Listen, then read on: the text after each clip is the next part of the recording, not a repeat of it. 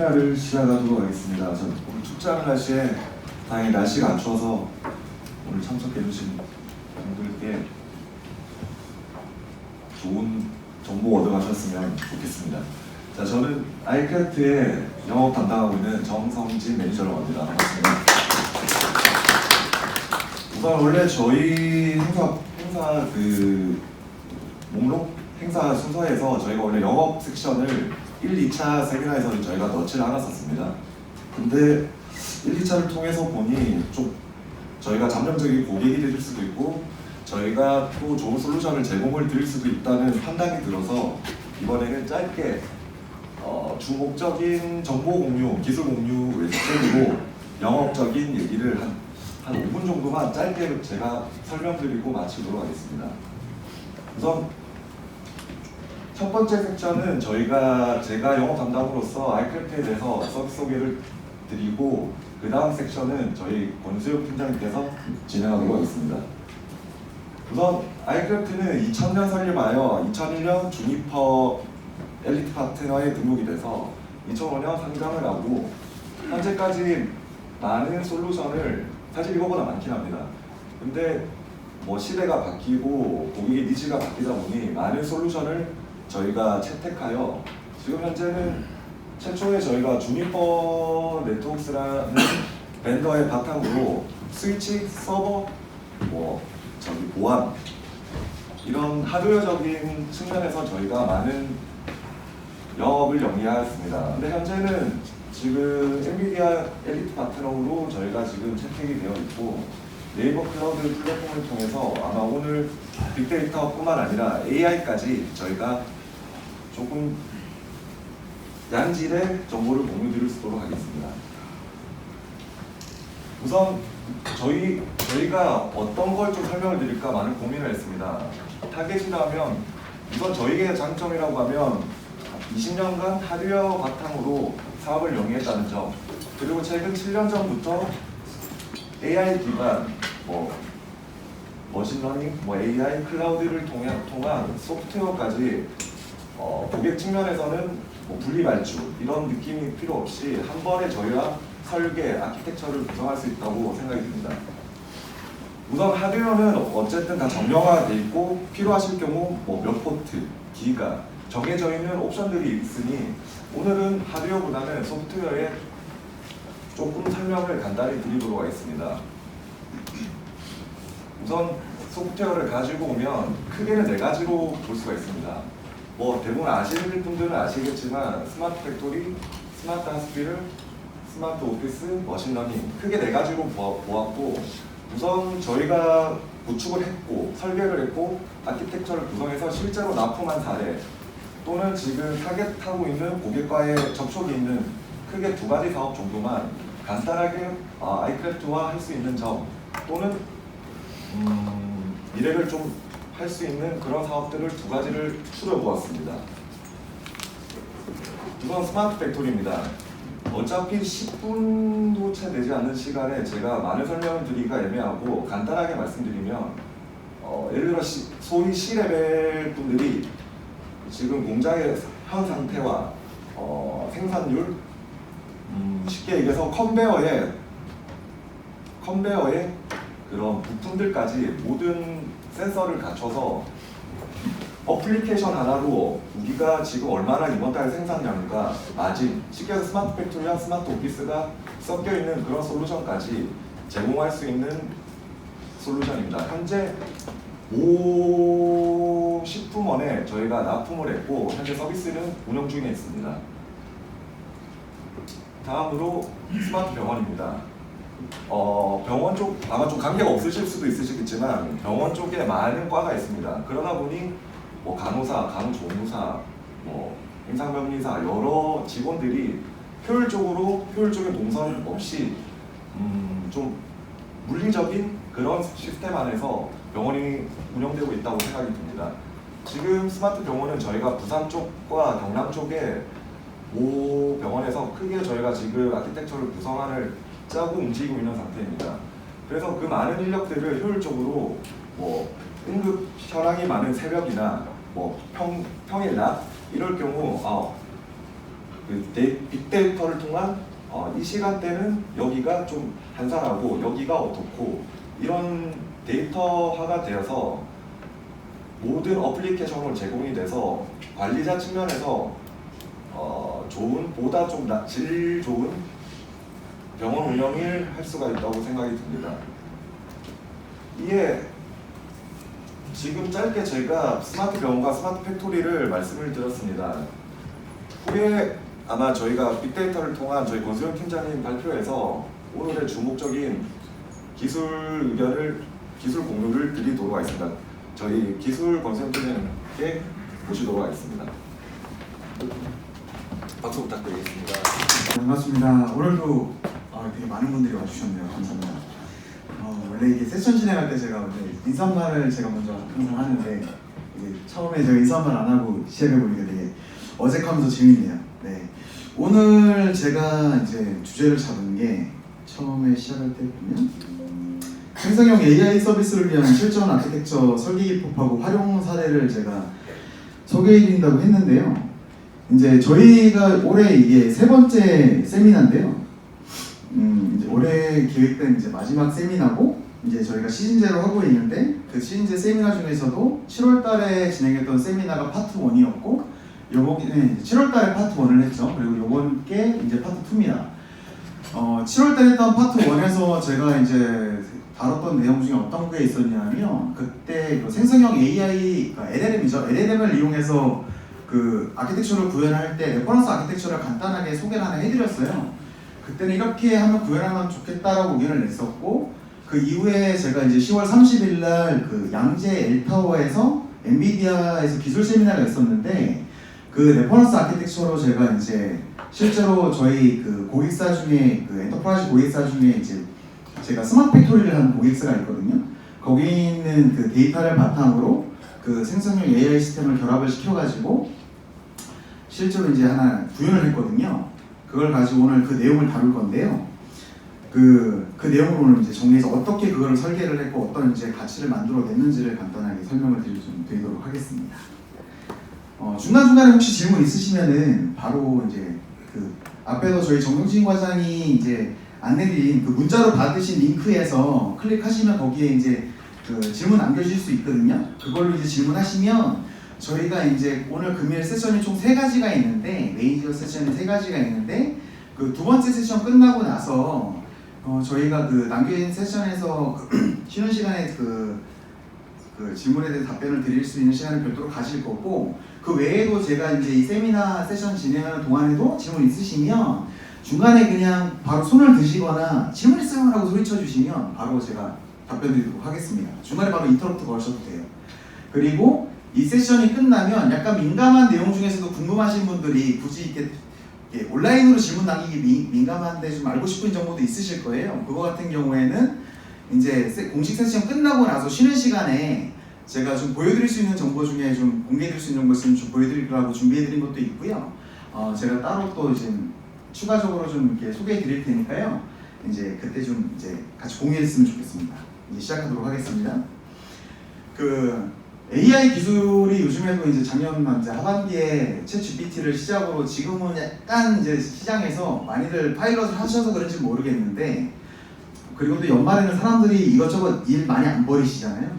그러니까 좀 언론에서도 좀 조용하긴 한데 그 실제로 이제 생성형 AI를 이용해서 오늘 약간 언론에서 약간 새로운 거 나온 게 이제 제미나이라고 해가지고 구글에서 이제 멀티모달 이제 AI를 오픈하긴 했죠. 동영상 재밌는 거 이제 오픈을 했는데 되게 센세이션하게 구성을 했습니다. 근데 이제 기업들이 이제 파일럿 같은 걸 하시거나 아니 실제로 이제 생성형 AI 기술 가지고 이제 이것저것 고객센터 같은 거를 대체시킬 만한 것들을 이제 도입해서 조금이라도 운영해 보신 분들이 가진 공통적인 딜레마가 뭐가 있으시냐면 요약하면 이제 단순하게 시스템을 구축해서 이제 기술 검증이나 기능 검증을 했을 때는 이거 쓸만한데 괜찮아 보인다고 느끼지만 실제로 프로덕션 레벨에서 운영하게 됐을 때 가장 큰 고민사항은 뭐냐면 이걸 지속적으로 현행화시키면서 고도화시키는 게 되게 어려워요.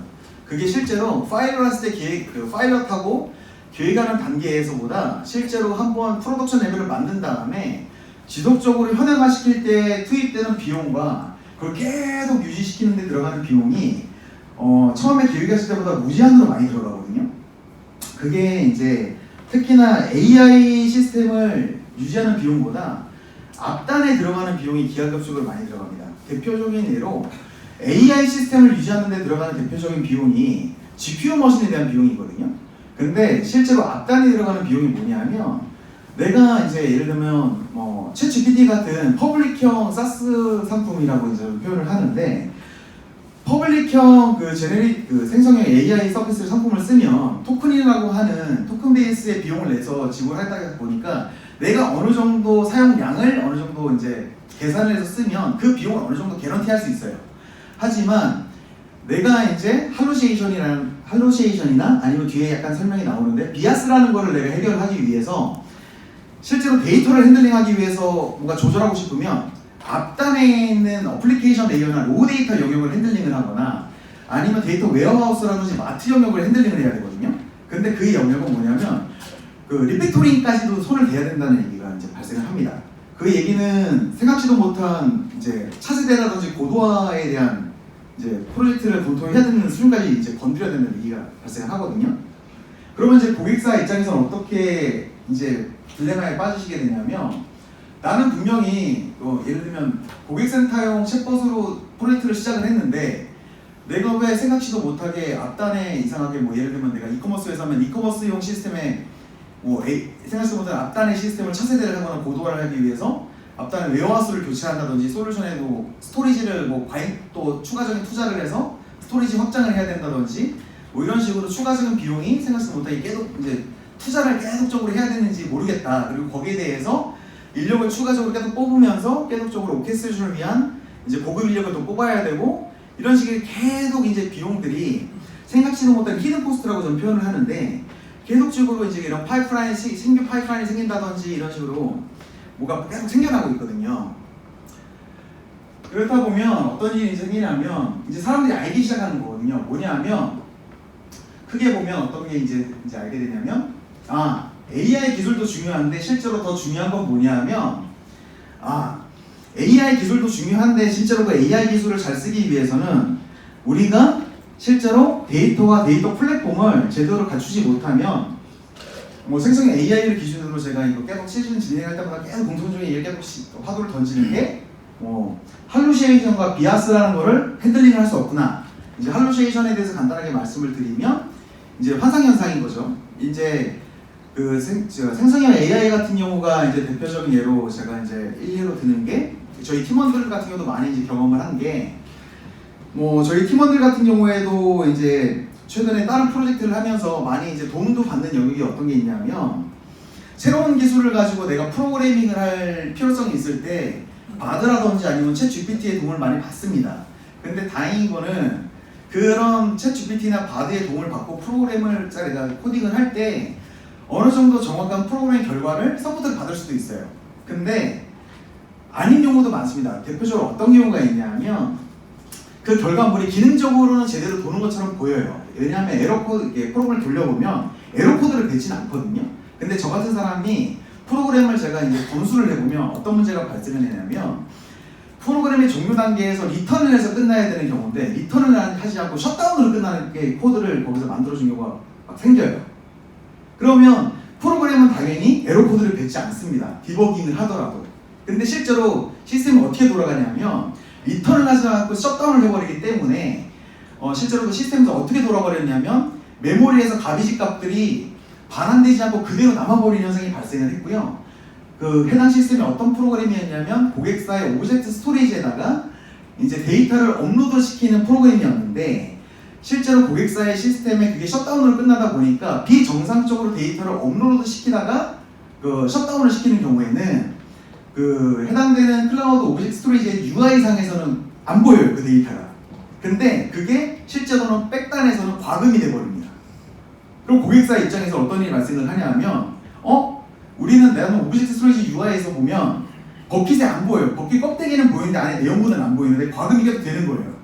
그래서 고객사의 고객센터에 문의를 해보면 처음에 걔네들도 이상하게 보다가 내부적으로 확인을 해보니까 자기 이제 왜냐하면 CSP는 자기들이 내부 로그를 볼 수 있으니까 자기들이 확인을 해보니까 안단에 이런 정보가 들어있어서 이 정보들을 자기 이제 당신이 가진 이런 권한으로 삭제를 해주셔야 됩니다. 이런 식으로 알려주거든요. 그러면 이런 것들이 어떻게 보면 이것도 일종의 그 할루시네이션의 하나의 예거든요. 사람들이 필드에서 말하고 있는 여러 가지 할루시네이션의 예가 있지만 그 생성형 AI를 이용한 코드 제네레이션의 한 가지 안 좋은 예 중에 하나죠. 그러니까 어느 정도의 그 이제 그 너무 신용을 하게 됐을 때의 문제. 비아스 같은 경우도 어떻게 있냐면 사람들이 요즘에는 이제 또 프롬프트 튜닝이라 해서 대표적으로 RAG라는 기법을 많이 씁니다. 그러면 RAG라는 건 뭐냐면 프롬프트 튜닝이라는 거는 그러니까 프롬프트 튜닝이라는 걸로 할루시네이션을 제거하는 방법이 있고 아니면은 그 뒤에 보시면 어떤 게 잠깐 나오냐면 이제 그 파인 튜닝이라는 기법이 있는데 그 프롬프트 튜닝 같은 경우는 이제 어느 정도 완성된 그 LLM 모델을 가지고 인퍼런스 모델을 만들어서 그 인퍼런스 모델에다가 내가 참조된 데이터 셋을 반영을 해서 그 할루시네이션을 어느 정도 배제시키는 게 이제 프롬프트 튜닝이라고 하면 파인 튜닝 같은 경우는 내가 데이터 셋을 가지고 추가적으로 LLM을 학습을 시켜가지고 더 개선된 LLM 모델을 만들어내는 걸 파인 튜닝을 한다 그럽니다. 파인 튜닝은 솔직히 더 어려워요. 왜냐하면 내가 파인 튜닝을 한다 그래서 더 정확한 LLM 모델을 만들어낸다는 보장이 없거든요. 파인 튜닝 했을 때 더 좋아지는 모델이 나오는 경우도 있지만 더 안 좋아지는 모델이 나오는 경우도 있기 때문에 오히려 요즘에는 난이도 측면에서나 사용자들 그 접근성 측면에서 수많은 곳에서는 이제 프롬프트 튜닝, 대표적으로 RAG를 많이 시도하는 경우가 있는데 그 파인 튜닝을 하건 이제 프롬프트 튜닝을 하건 데이터를 사람들이 이제 데이터 셋을 이용을 할 때 그 편향된 데이터를 많이 넣으세요. 가지 데이터가 한정적이다 보니까 일반적인 데이터를 자기 가진 데이터만 막 넣다 보니까 편향된 데이터만 넣다 보면 이제 그 생성형 AI에서는 그 데이터를 기반으로만 답을 만들어낼 수밖에 없거든요. 근데 그걸 기반으로 해서 답은 내주니까 그 답을 보는 그 유저들 입장에서는 이게 옳은 답인 줄만 아는 거예요. 실제로 그 답 자체가 옳고 그른지는 나중에 따져봐야지만 알지만 그걸 이제 비아스라고 하거든요. 근데 이런 비아스에 대한 문제 같은 것도 실제로 이제 IT 전문 서적이라든지 언론에서는 잘 말은 안 하죠. 그래서 제가 비아스 같은 것도 잘 이제 요번에 언급을 했고요. 그리고 이제 요즘에 이제 다행인 거는 언급을 좀 많이 언론에서 했으면 좋겠는데 이제서야 좀 언급을 하던데 그 데이터의 주권이라든지 데이터 모델, 생성의 AI 모델에 대한 주권도 되게 중요한 민감한 부분인데 최근에 이제 11월 달 같은 경우에 챗 GPT에서 좀 이슈가 됐던 부분이 뭐가 있었냐면 그 프롬프트 튜닝을 하게 됐을 때 여기에 대한 해킹에 대한 문제가 좀 있습니다. 그래서 지금은 그 오픈 AI에서도 일부 이제 그 기능을 좀 막아놨는데 그 11월 초에 어떤 이슈가 있었냐면은 해킹을 좀 이렇게 어떤 기법으로 하게 되면 프롬프트 튜닝을 했을 때 이제 RAG 같은 걸 쓰게 됐을 때 그 어떤 데이터를 썼는지를 메타데이터로 추출 가능했어요. 그러면 민감 데이터 자체를 다 볼 수는 없지만 어떤 데이터를 이용해서 이런 결과가 나오는지를 역추적할 수 있게끔 할 수 있는 기법들이 등장하기 시작합니다. 그래가지고 그 퍼블릭 형태로 제공되는 생성형 AI를 이용하는 기법들, 이게 이제 그 퍼블릭 그 생성형 AI를 이용했을 때 그 위험성이라고 표현을 하거든요. 그래서 외국 같은 경우에서는 그래서 이제 자체적으로 어떻게 보면 온프렘에서의 LLM이나 SLLM을 운영할 수 있도록 만드느냐가 좀 중심을 이걸 이제 AI의 주권이라고 표현을 하고 있고 마찬가지로 데이터 자체도 이제 공개적으로 아무리 보호를 잘해준다고 하지만 이런 데이터 자체도 외부의 공격에서 아무리 내가 마스킹을 잘하든 암호화를 잘하더라도 최대한 내가 감싸서 내 자신의 핸들링을 100% 할 수 있게끔 처리할 수 있도록 하느냐, 이 데이터의 주권에 대해서 되게 민감하게 얘기를 다루고 있는데 그래서 최근에도 이제 언론에서도 많이 언급되고 있는 게 그래서 아예 패키지화된 상품들이 나오고 있죠. 그래서 한 3기가에서 4기가 사이에 아예 설치용으로 로컬 머신에서 생성형 AI를 돌릴 수 있게 해주는 SLLM 수준의 상품들도 요즘에 시장에서 해외에서 이제 출시가 되고 있는 게 그런 시장에서의 기술의 민감성 자체가 국내에서는 그렇게 어필되고 있진 않지만 많이들 이런 기술적으로 논의되고 있는 이제 해외 업체들이나 해외 쪽에서는 이제 진행되고 있는 상황입니다. 그 AI하고 데이터 플랫폼을 이제 기술을 가지고 여러분들 비즈니스를 하셔야 되잖아요. 하지만 이제 앞에는 좀 제가 설명을 하다 보면 그런 퍼블릭에서 이제 퍼블릭을 전제로 대부분의 클라우드 서비스가 클라우드를 이용하게 되니까요. 그냥 퍼블릭 기반으로 생성형 AI 서비스라든지 데이터 플랫폼을 이용하지 말라는 거냐라고 오해하실 수가 있는데 절대 그런 건 안 되죠. 왜냐하면 클라우드라는 거는 클라우드만의 또 장점이 있거든요. 뭐냐하면 그래서 앞에 정리를 해놨는데 크게 보면은 5가지 장점이 있습니다. 그래서 쉽게 간단하게 말씀을 드리면 내가 이런 뭐 작년 하반기부터 나왔던 생성형 AI 기술이 되게 화두가 돼 있고 이런 거를 지금 당장 우리가 빨리 도입을 해서 뭔가 테스트를 해보고 내부에서 기존부터 해왔던 비즈니스를 어떤 식으로 접목해볼지 테스트해보고 검증해보고 뭔가 시도를 해보지 않으면 시장에도 뒤처질 것 같다. 이걸 빨리 캐치를 해서 도전을 해봐야 되거든요. 그런데 문제는 뭐냐면 너무 이런 것들이 다 새로운 기술로 조합이 되어 있지 않습니까? 근데 이거를 내가 생짜로 온프레임 기준으로 다 해보려 그러면 못해요. 너무나 다 새로운 기술들이다 보니까. 근데 클라우드 쪽에서 보면 클라우드 이제 CSP라고 표현하는 프로바이더들이 네이버나 이런 뭐 구글이나 아마존이나 마이크로소프트나 이런 회사들은 이런 시장의 트렌드를 미리 읽고 있기 때문에 관련된 상품이나 서비스들을 미리미리 출시를 합니다. 그러면 기업들은 뭘 하면 되냐면 이걸 누리면 돼요. 근데 이걸로 바로 프로덕션 레벨을 만든다고는 전제로 가실 필요는 없고요.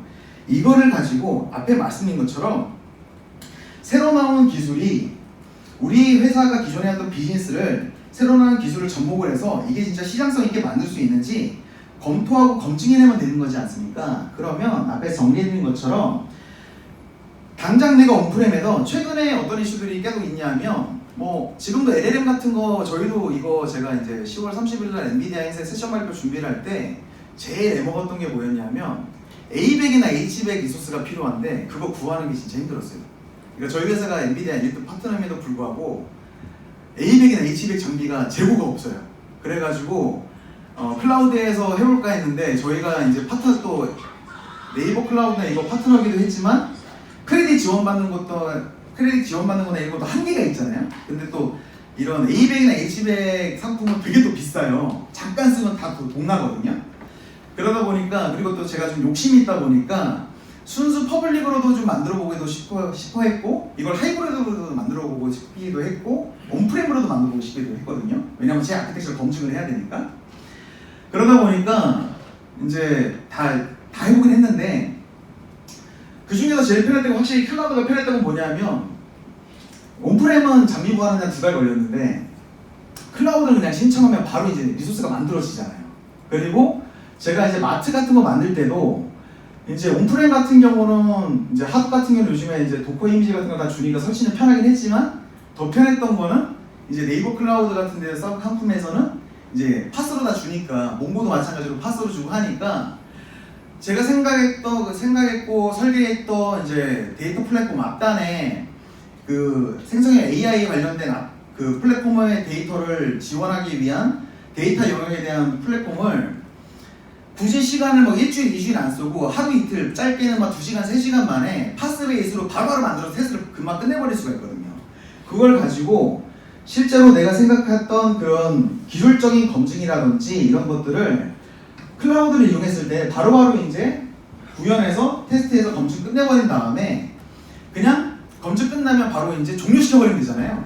그럼 거기에 대해서 비용 자체도 쓰는 만큼 냈다가 이제 종량되다 보니까 이제 멈춰버리면 되니까 이런 게 있죠.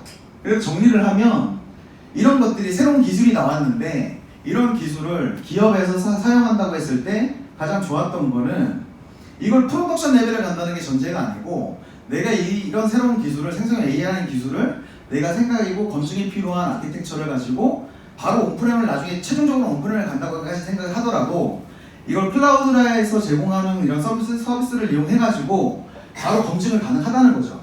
그래서 속도, 여기서 말하는 속도가 구현하는 속도까지예요. 구현하는 속도까지를 표현하는 거고 기술 접근성도 마찬가지로 내가 하드를 잘 모르더라도 내가 몽고DB를 잘 모르더라도 그래서 내가 설치하는 시간까지를 포함해서 바로 신청해서 그냥 클릭하면 만들어지니까 그래서 기술 접근성도 편하고 내가 뭐 A100이나 H100 같은 GPU 머신을 어떻게 내가 쓰면 되는지 어떻게 구해서 세팅하면 되는지 모르더라도 바로 신청해서 하면 내 앞에 눈앞에 바로 콘솔이 만들어지니까 쓰면 되는 거고, 히든 코스트 같은 게 발생을 합니다. 예를 들면은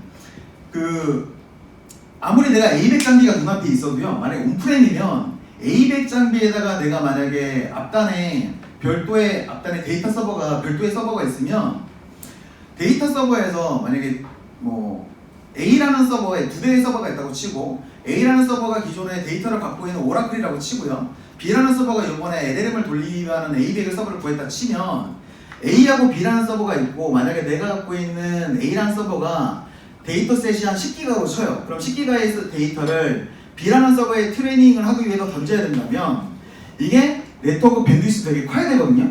이런 게 히든 코스트예요.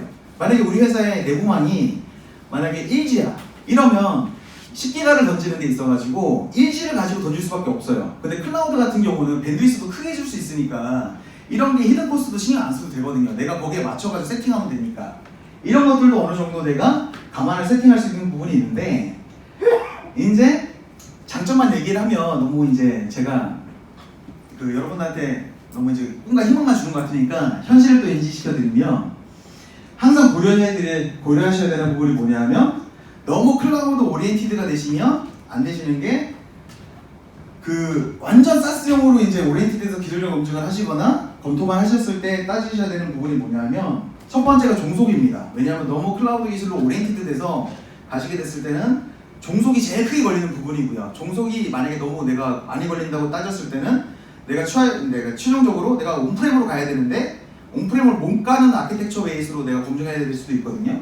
두 번째가 앞에서도 히든 코스트 얘기를 드렸는데, 실제로 내가 히든 코스트를 또 알게 모르게 놓치는 경우도 있어요. 앞에서 말씀드린 또 네트워크 밴드위스 같은 경우, 클라우드에서는 그냥 기본적으로 밴드위스 크게 주거든요. 그러니까 내가 그냥 그걸 쓸 뿐인데, 온프렘에 갔는데 왜 클라우드에서는 똑같이 버추얼 머신이나 내가 이제 만약에 우리 회사의 데이터 IDC에 VMware라든지 온프렘 장비가 비슷한 스펙이 있거나 똑같은 스펙이 있는데 왜 이 퍼포먼스가 안 나오지? 라고 했더니 버틀넥 구간이 내부 망이었구나, 이런 것들이 나중에 확인되는 경우도 있거든요.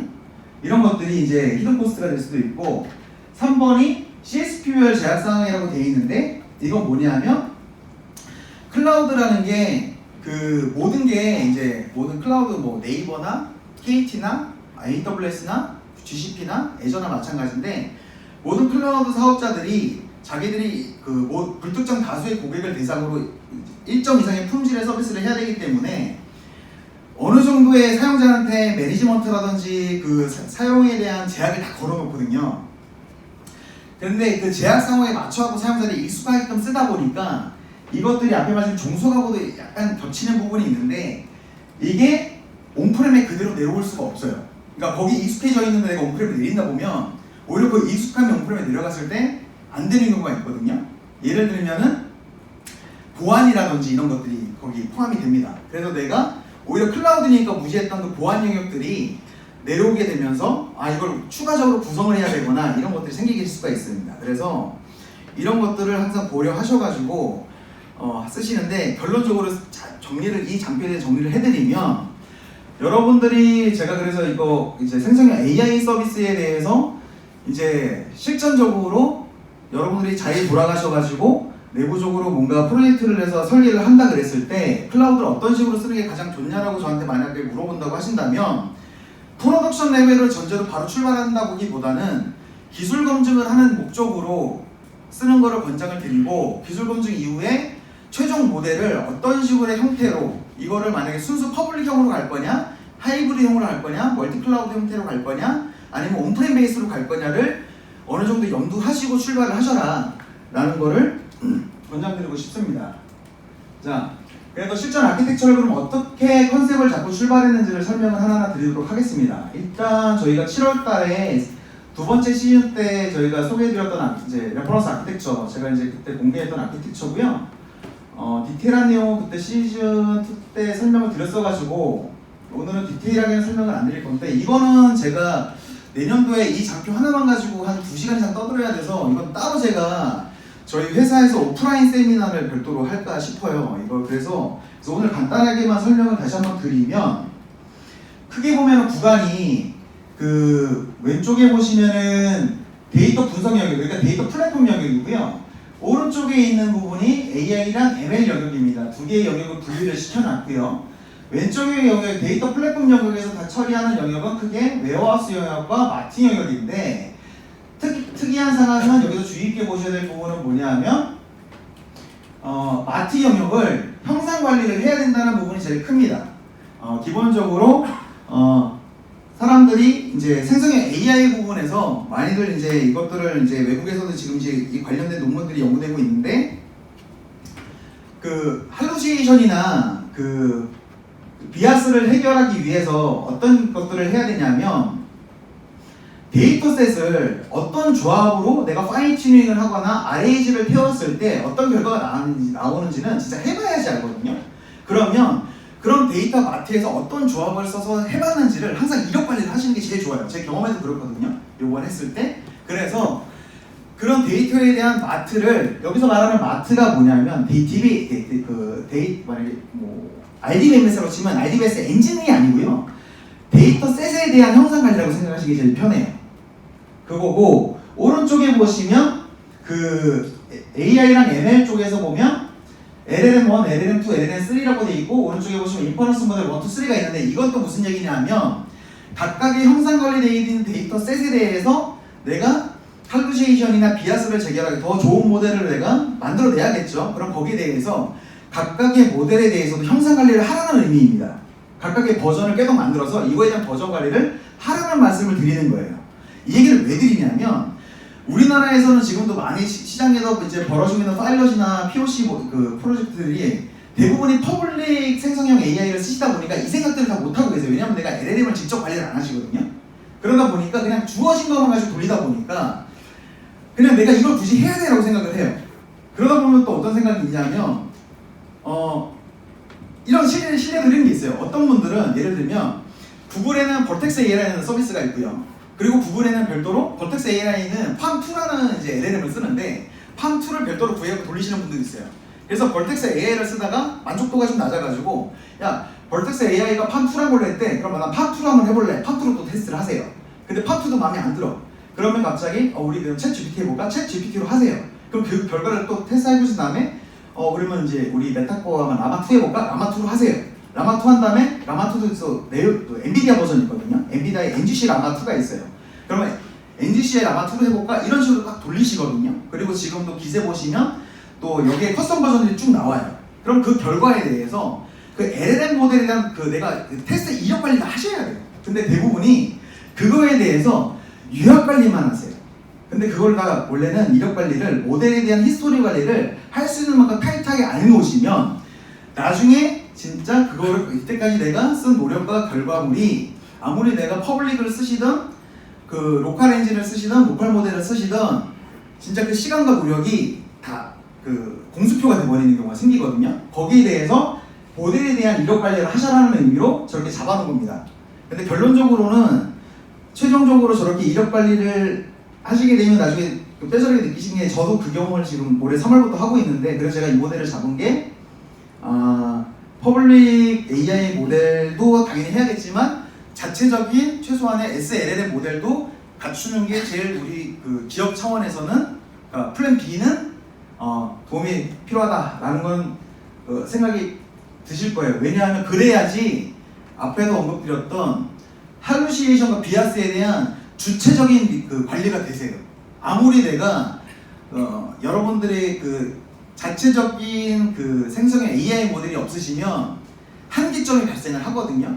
그 코어 이제 퍼블릭 생성형 AI 모델은 아무리 내가 우리가 여러분들이 잘 갖춰진 그 데이터셋을 가지고 추가적인 프롬프트 튜닝이라든지 이런 거 서비스를 하신다 그러더라도 그 한계점이 발생을 하거든요.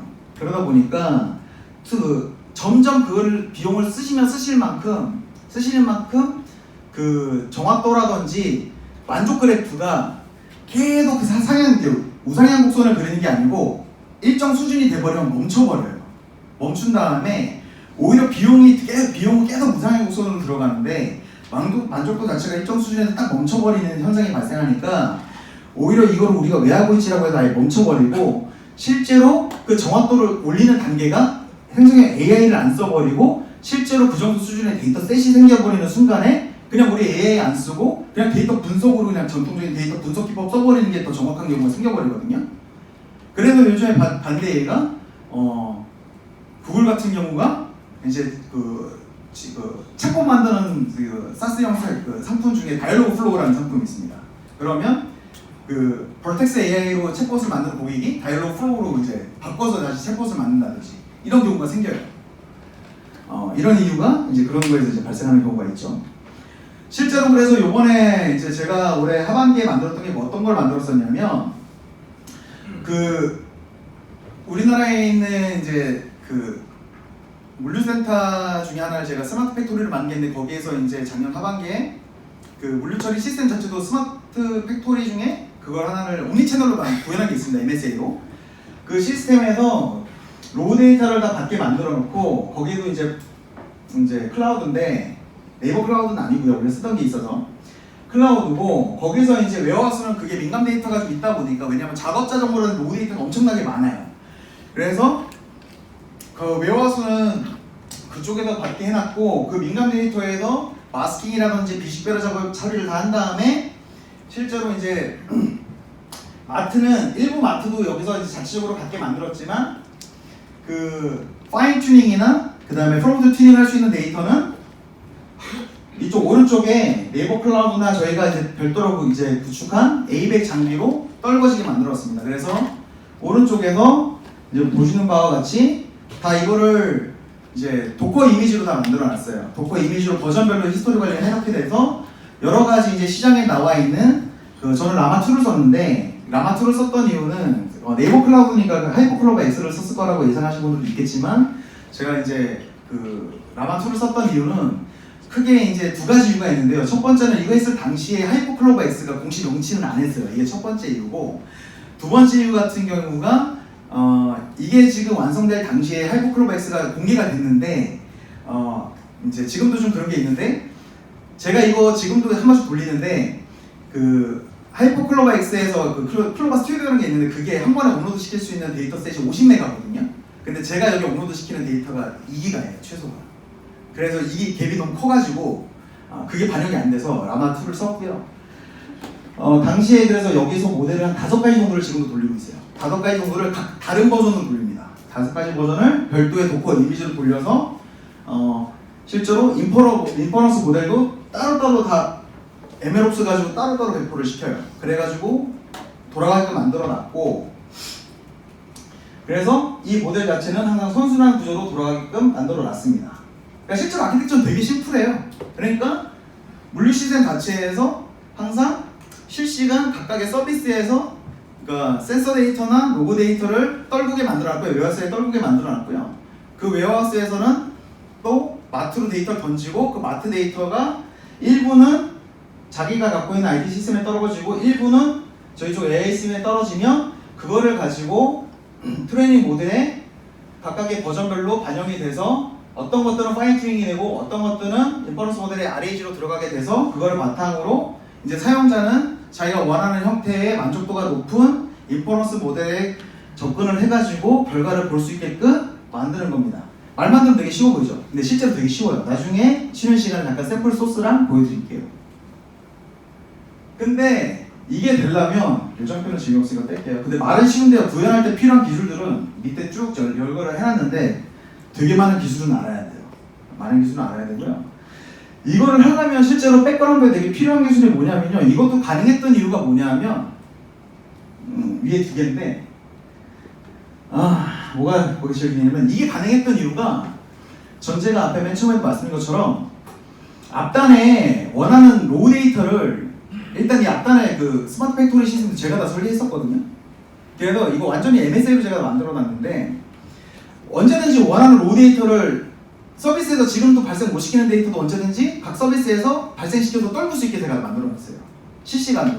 그리고 실시간으로 긁어갈 수 있게 만들어놨거든요.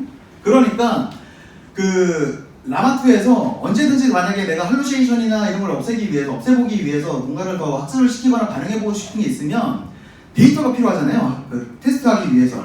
그러면 그거를 앞단에서 그걸 던져줘야 되는 거잖아요. 근데 이게 해당 고객사 시스템 같은 경우는 그거를 고객이 오케이만 해주면 바로 그 앞에 분류 시스템 쪽에서 서비스 단에서 그걸 만들어 줄 수 있어요.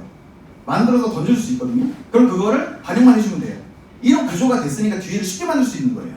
근데 일반적으로 대부분의 고객사는 앞단이 이렇게 안 돼 있잖아요. 그러니까 앞단에서 아무리 뒤를 이쁘게 만들어놔도 뒤에서 우리가 할루시에이션이나 비아스를 좀 없애고 싶어도 앞단에도 그거를 죽이고 싶은 데이터를 제공을 못 해주는 거예요. 그러니까 아무리 뒤를 이쁘게 만들어서 파일럿을 잘 해놓고 나서 그 잘해놓은 거를 가지고 내가 더 개선을 시켜가지고 이거 정확도를 더 높이고 싶어, 고객 만족도 높이고 싶어 하고 싶어도 그 데이터 자체를 구할 수가 없으니까 그 구하고 싶어 하는 거를 하기 위해서 앞단의 시스템을 다 리팩토링하거나 리아키텍처링을 해야 된다고 제가 처음에 말씀드렸잖아요. 그 얘기가 거기서 나오는 거예요. 그러다 보니까 된 거고, 그리고 이걸 하기 위해서 근데 일반적으로는 여러분들이 근데 필드에 가시면 우리는 그렇게 되는지 아닌지 몰라요. 그래도 여러분들이 생성형 AI 시스템들을 하기 위해서 설계하기 위해서 뭐부터 확인해야 돼요? 라고 한다 그러면 제일 먼저 하셔야 될 게 뭐냐면 목적을 먼저 정하셨을 거잖아요. 그러면 그 목적을 정한 다음에 그 생성형 AI 시스템을 롤링하기 위해서 앞단에 로우 데이터를 발생시키는 구간에 영역하고 체계 어떤 식으로 그 로우 데이터를 발생을 시키는지 그 단계를 분석하셔야 돼요. 그래서 저 같은 경우도 제가 예전에 이거를 처음 설계했던 게 2017년도 12월부터 설계해가지고 1차 구출했던 게 2018년이었고 이거에 대해서 추가적인 물류체계 시스템을 도입해서 넣은 게 작년 10월부터 작년 8월에 재설계해서 넣고 올해 2월달에 재런칭을 했는데 그런데도 기억이 잘 안 나가지고 다시 분석을 다시 했었는데 그러니까 어디서부터 어디까지가 로우 데이터를 더 떨굴 수가 있고 다 제어하기를 한 거거든요. 그러니까 실제로 이 작업을 해야 돼요, 여러분들도. 만약에 하신다 그러면.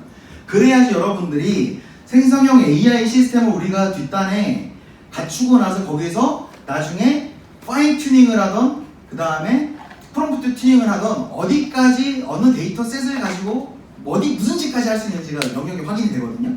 그래야지 우리가 데이터에 대한 형상 관리건 LLM에 대한 트레이닝 모델에 대한 형상 관리건 인퍼런스 모델을 어디까지 개선시킬 수 있는지가 어느 정도 기획이 되거든요.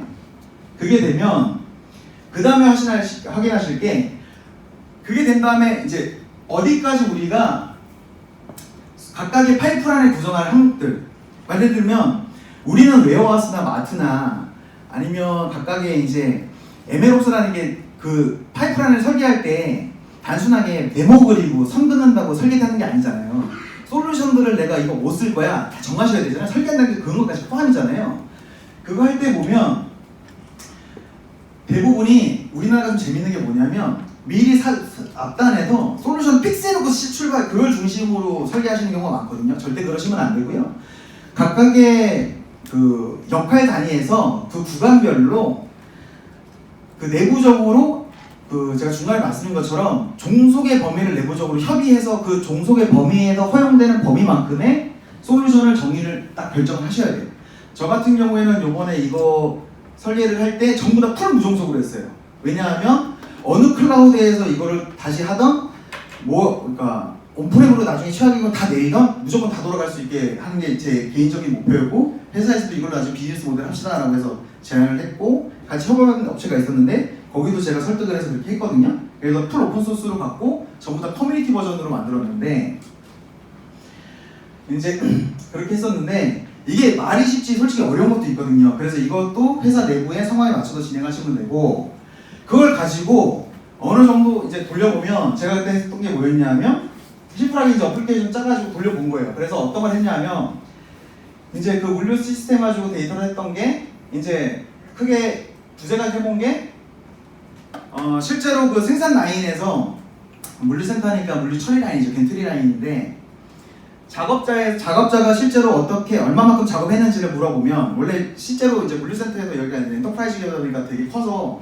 사람들이 야 오늘 누가 작업 얼마큼 했니 물어보면 바로바로 현장 매니저한테 물어보면 답이 올 거라 생각하는데 실제로 현장 그렇게 빠릿빠릿하게 안 돌아가거든요. 이제 답변 드리겠습니다 하면 한 하루나 이틀 걸려요. 이게 거의 이제 그냥 뭐 속된 말로 통박으로 답변을 하거든요. 오늘 얼마큼 이제 박스 몇 개 나왔으니까 얼마큼 작업한 것 같은데요. 오늘 누가 제일 열심히 일했습니다. 그러니까 뭐 정확하게 얼마나 했냐고 기존에 이렇게 답변이 나가고 그 정확한 수치는 안단에 ERP 시스템 같은 거 쓰시지만 그게 실제로는 이제 집계하고 뭐 하는데 오차율이 좀 크다 보니까 정확한 데이터는 위에다 보고 들어갈 때는 뭐 12시간 이후, 뭐 아니면 뭐 4시간 이후, 아니면 뭐 48시간 이후 총괄 집계가 뭐 이렇게 나갔거든요. 근데 지금은 이제 거의 실시간으로 여기 나가거든요. 근데 지금은 그 이렇게 해놨고, 그리고 오른쪽 같은 경우는 뭐냐면 이제 그걸 바탕으로 이제 그 대부분의 또 이런 물류 회사들 같은 경우 재밌는 게 뭐냐면 내부의 데이터 분석가 같은 거 안 쓰세요. IT 조직 같은 경우도 한 15명 미만으로 운영하시는데 여기도 이제 코딩이 되는 거 잘 못하시더라고요. 그런데 이제 생성형 AI 같은 경우가 코딩 지원 같은 거 해주잖아요.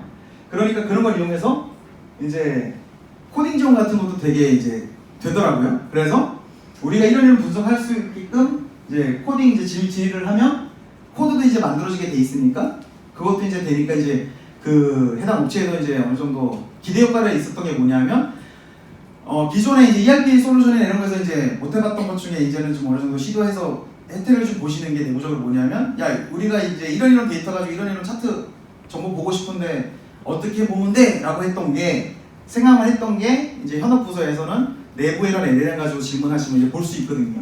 근데 이런 데이터를 했을 때 만약에 했는데 이런 정보가 없어서 못 줘, 이제 이걸 못 보여줘 이런 식으로 의견도 나와요. 그러면 앞단이 중요하다는 게 뭐냐면 그 앞단에도 로우 데이터만 떨궈줄 수 있으면 그 앞단의 정보 가지고 파인튜닝까지 할 필요 없이 그냥 RAG로 그 데이터 포함해서 넣어주면 되거든요. 넣어주면 그 정보를 만들어줘요. 그래서 앞단이 어떻게 보면 트레이닝 모델보다 그 앞단이 더 중요한 거고요. 제가 오히려 여기서 제일 고생했던 게 뭐였냐면 성능적으로는 라마2 썼을 때 NGC 라마2가 제일 좋았거든요. NGC 라마2가 엔비디아 건데 엔비디아 거 라마2를 썼을 때가 이제 엔비디아에서 튜닝한 거니까 그 A100의 성능은 제일 많이 끌어줘서 퍼포먼스가 제일 잘 나요. 트레이니까 모델 빌드할 때. 근데 문제는 뭐냐면 한글 지원이 안 돼요. 그래가지고 다 영어로 질문해야 되고 스트레스를 많이 받았거든요. 그러니까 메타 거 쓰면 한글 잘 돼요. 근데 그래가지고 되게 딜레마에 빠졌는데 오히려 그것 때문에 고생을 했고요. 그래서 이렇게 다 끝내서 검증이 다 되면 그 마무리 작업으로 뭐 했냐면 실제로 이런 거 할 때 이제 막상 돌려봐서 CPU 사용률 엔비디아 대시 SMI 명령으로 때려보면 트레이닝 학원에 들러보면 GPU죠. GPU 가용률이 1%밖에 안 나와요. 그러니까 비싼 거 막 몇천만 원짜리 A100을 쓰는데 GPU 가용률이 막 1% 나거든요. 그럼 그 비싼 GPU 잘 쓰게 만들어야 되잖아요. 그래서 GPU 사용률 그 비싼 거 잘 쓰기 위한 작업들을 다음 같은 작업들 이렇게 수속적으로 버리고요. 그 다음에 앞에 말씀드렸던 머신러닝하고 데이터를 위한 이제 이런 마무리 작업들 형상 관리를 해야 된다고 말씀드렸잖아요. 왜냐하면 그런 데이터가 이렇게 아무리 잘 만들었다고 하지만 할루시네이션이나 비어스 계속 있거든요. 그러니까 오답률 나와요. 왜냐하면 데이터라는 게 지금도 저기 있는 데이터가 그때 9개월치였거든요.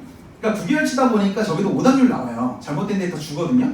그러니까 계속 지속적으로 저기서도 이제 처리를 해야 되니까 저걸 이제 계속 앞에서 말씀드렸던 버전 관리나 이런 걸 할 수 있도록 저런 처리를 해주는 작업들이 이제 후속적으로 벌어진 거죠. 그래서 앞에서 이렇게 이제 제가 블라블라 얘기 드렸는데 여러분들 이제 돌아가셔가지고 저 얼굴 덕대대한 친구가 되게 말을 많이 했는데 이제 정리가 안 돼! 라고 하실까봐 정리를 좀 해드렸는데 이제 기본적으로 정리를 한 게 왼쪽 편에 있는 게 AI 플랫폼을 설계할 때 어떤 단계로 하면 되냐 그래서 쭉 정리한 거고 가운데 있는 건 빅데이터 플랫폼 어떻게 정리하면 되냐 쭉 정리한 건데 빨간색과 오렌지색과 회색이 있습니다. 중요한 거는 저 색깔이에요. 빨간색은 잘못 처음에 건드시면 나중에 돌이키기가 거의 불가능하다. 나중에 새로 완전 다 프로젝트 새로 뜯어 고쳐야 된다. 이렇게 생각하시면 되고요. 주황색 영역 같은 경우에서는 빨간색 영역 수준은 아닌데요. 이것도 은근히 돈이 많이 깨진다. 예를 들면 빨간색이 진짜 프로젝트 새로 하는 거랑 같은 수준의 돈이 든다고 치면 주황색 영역 같은 경우에서는 거의 저거는 한 3분의 2? 3분의 2에서 한 절반 정도의 비용이 든다고 생각하면 돼요. 시간하고 비용이. 회색 같은 경우는 오히려 파이프라인 같은 경우를 바꾸는데 비용 많이 안 들어요. 요즘에는. 네, 이렇게 생각하시면 돼요. 오히려 파이프라인은 요즘에 대체 솔루션도 많고 해가지고요. 그리고 요즘 아예 클라우드 기반으로 한다고 치면은 오히려 그냥 이런저런 파스나 사스 조합으로 끝나버려가지고 오히려 회색 가지고는 시간이나 비용 별로 안 들어요. 그냥 아예 귀찮으시면 업체 맡겨버리면 돼요. 문제는 근데 처음에 기획이나 오히려 저도 약간 반사기꾼인데 이상한 사람 잘못 만나면 난리 납니다. 네, 그래서 이거는 나중에 편안하게 읽어보시고 그냥 머리 아파요 그냥 저희한테 편하게 전해주세요. 질문하신다고 저희가 따로 청구 안 합니다. 네, 하시면 되고 저희 회사에서는 이런 거에 대해서 항상 가이드도 드리고 필요하시면 같이 프로젝트도 해드리는데 그러니까 위에 거는 앞에 오늘 쭉 설명드렸던 내용이니까 저희가 이 밑에서 드린 거 이렇게 쭉 작업해드린 것처럼 저희가 해드리는 서비스 같은 경우가 이런 거예요. 고객에서 각 분야를 우리는 다 할 수 있는데 특정 부분만 모르실 수도 있고 아예 다 모르실 수도 있잖아요. 그래서 저희가 이제 해드리는 거는 고객 여러분들이 모르시는 거에 대해서 아니 필요하신 거에 대해서 요청 주시면 요구사항 분석해가지고 AI 어플리케이션부터 시작해가지고 모든 플랫폼 영역 포함해가지고 거기에 대해서 다 지원할 수 있다 이 얘기를 설명드린 거고 제가 항상 제 세션에서 항상 드리는 말씀인데 첫 줄하고 마지막 줄이 가장 중요한데 그러니까 목적을 이루기 위한 수단에 얽매이지 말고 아는 분들이 요즘에는 이런 분들이 다행히 많이 없으신데 IT로 막 예술을 하시는 분들이 있어요. 되게 막 현란하게 해서 되게 멋있게 한 다음에 뭐가 족적을 남기게 하고 이건 언니 나의 것 막 이러시는 분들이 있는데 다 이게 먹고 살자고 하는 거잖아요. 그래서 다 이제 좋은 거는 나눠 가지고요. 그래서 저도 이거 되게 열심히 공부하고 논문도 지금도 하루에 한 개씩 보면서 계속 공부하는데 언제든지 여러분들 이제 자리 돌아가시면 여기 있는 내용들 계속 보시면서 궁금하시면 연락 주시고 뭐든지 시도하시는 데서도 두려워하지 마시고 저희 같은 파트너사가 여러분들 곁에 항상 있고 그리고 저희가 뭐든지 모든 걸 유상으로 해드리는 거 아니니까 그리고 저희가 이제 그런 프로모션이라든지 저희가 이제 네이버 클라우드에서도 저희가 되게 많은 서비스를 많이 지원하고 있으니까요. 오늘 이런 자리를 비롯해서 앞으로도 많은 좋은 서비스를 시장에 개척해서 윈윈할 수 있는 자리가 됐으면 좋겠습니다. 아무튼 긴 시간 들어주셔서 감사합니다. 고맙습니다.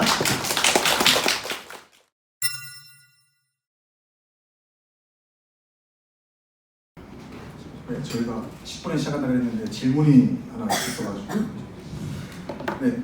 5분 정도 약간 더 추가 지연이 됐는데 그럼 이번에 두 번째 세션을 진행하도록 하겠습니다. 저희가 요번에 두 번째 세션에서는 저희가 소개 나가는 거에서는 파트 2다 보니까 임팔라 무종속 지난번 파트 1하고 똑같은 제목으로 나갔는데 실제로 요번에 저희가 세션 2에서 할 내용은 앞에서 보시는 것처럼 빅데이터 플랫폼에 대한 MSA 반복론을 이제 적용한 내용하고 에어플로우를 이용한 이런 스케줄링을 이제 소개를 시켜드리려고 해요. 그러니까 제가 이제 앞에 세션에서 잠깐 이제 MSA에 대한 언급 살짝 해드렸는데, 그러니까 저희가 지난번 2차 세미나에서 저희 이종용 매니저가 어떤 걸 소개해드렸냐면, 이제 저희가 원래는 오늘은 하둡 얘기 거의 안 할 건데, 하둡 두려워하지 마라 라고 소개를 드리면서, 하둡에서 대부분 이제 전처리나 후처리할 때 스파에 대한 두려움 때문에 사람들이 많이 하둡을 안 쓰시는 이유도 있는데, 그런 하둡에서 적용 데이터 처리를 할 때 그런 이제 스파를 안 쓰더라도 임팔라 JDBC 같은 걸 통해 가지고 고속 데이터 처리가 가능하다를 그때 지난번 세미나 때 2차 세미나 때 소개를 드렸거든요. 근데 오늘 소개해드릴 내용은 어떤 거냐면 목차는 좀 길죠. 참고로 이 두 번째 세션은 제가 나갑니다. 저희 팀원들이 이쁘게 오늘 또 데뷔하는 저희 팀원 제가 사랑하는 팀원이 오늘 데뷔를 하는데 파트는 두 개로 나눠져 있고요. 저는 앞에 한 5분 정도, 5분에서 한 8분 정도만 약간 썰풀기하고 들어갈 거고요. 네, 총 기대하지 마시고 실제로 이제 지난번 2차 세미나 때는 MSA 법 같은 거 안 쓰고 그리고 별도의 배치 잡에 대한 오케스트레이션에 대한 거 없이 단순하게 그런 기능 자체를 소개해 드렸다고 한다면 이번 세션에서는 그러한 이제 전처리 작업을 마이크로서비스 아키텍처를 이용해서 구성을 하면 어떤 효과가 있는지를 좀 실제로 이제 소개해드리려고 해요. 이제 실제로 이제 그리고 두 번째로 실제로 이제 이런 전처리 작업 같은 거나 이제 후처리 작업을 하실 때 보면 그런 작업들을 스케줄링 작업을 이제 오케스트레이션 해야 될 일이 많거든요. 근데 대부분 여기서 필드에서 이런 데이터 플랫폼 같은 거 이제 운영하시는 분들 중에 에어플로우 많이 쓰시는 분들도 많으실 텐데 안 써보신 분들도 은근히 많더라고요. 그래서 이번 기회에 저희가 에어플로우도 한번 소개를 한번 해드리고 실제로 에어플로우를 여러분들이 직접적으로 저희가 팀원이 나중에 모바일 UI 하나 링크 보여드릴 거예요. 나중에 모바일로 리드온리 기능이긴 하지만 직접 접근하셔가지고 체험하실 수 있도록 하는 데모도 제가 준비했으니까요. 한번 하시면 될 텐데 제가 준비한 작품인데 텍스트가 주저지 많죠. 간단하게 이제 전 텍스트 읽는 사람은 아니니까 기본적으로 이제 제가 앞에 쉬는 시간에 잠깐 이제 몰래 보여드린 거지만 실제로 빅데이터 플랫폼이 아키텍처만 딱 보여드리면 되게 심플해 보이지만 이게 막상 까면 제가 원래 이렇게 세미나 할 때는 짧아지고 한 50분이지만 제가 원래 오프라인 세미나를 제대로 하면 막 4시간에서 10시간씩 하거든요. 하나의 주제 가지고. 근데 전처리 하나만 설계하더라도 디테일하게 들어가면 되게 복잡해요. 왜냐하면 그거를 MSA화를 해야 되거든요. 마이크로 서비스 아키텍처로 구현을 해야 돼요. 그 이유가 뭐냐면 그렇게 안 만들어 놓으면 나중에 그냥 단순하게 기능만 동작시키는 게 중요한 게 아니고 그 기능을 앞에도 좀 강조를 해놨지만 전처리라는 게 크게 보면 역할이 수집하고 가공하고 적재시켜야 되거든요. 데이터를 이제 ETL이라고 얘기를 하잖아요. 근데 그게 성능도 받쳐줘야 되고 가용성이라 그래가지고 죽으면은 항상 다른 놈이 대체를 해줘야 돼요. 그리고 안정성은 웬만하면 안 죽어야겠죠. 이 세 가지가 항상 받쳐줘야 돼요. 그래서 제가 아까 약간 쉬는 시간에 따로 보여드렸지만 이벤트 큐라 그래가지고 이벤트 로고 큐라 그래가지고 잠깐 보여드린 것도 3주간을 해놨잖아요. 그러니까 언제든지 예를 들면은 내가 되게 민감하게 실시간으로 내부에다 민감한 의사결정용 로고 수집 같은 걸 만들어 놨는데 아니면 내가 만약에 물류 시스템에서 실시간으로 주문 처리 집계용 작업자 현황 모니터링용 시스템을 수집기를 만들어 놨는데 이게 만약에 수집기가 죽어버렸어요. 죽어버렸는데 내가 죽은 걸 몰라. 이래버리면 근데 다른 건 하나도 안 죽었어. 원오브 댐이야. 한 100개의 수집기 중에 하나가 죽었어. 근데 내가 몰라. 이래버렸는데 그걸 가지고 내가 생성형 뒷단을 잘 만들어 놨어. 근데 그걸로 내가 작업자 평가를 당장 하는 상황이야. 이래버리면 잘못된 오답을 내가 주는 거잖아요.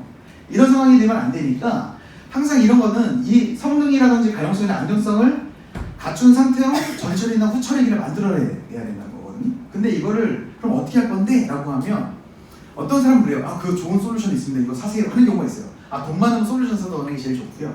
근데 솔루션이라는 거는 제일 큰 문제가 이제 종속이 걸리잖아요.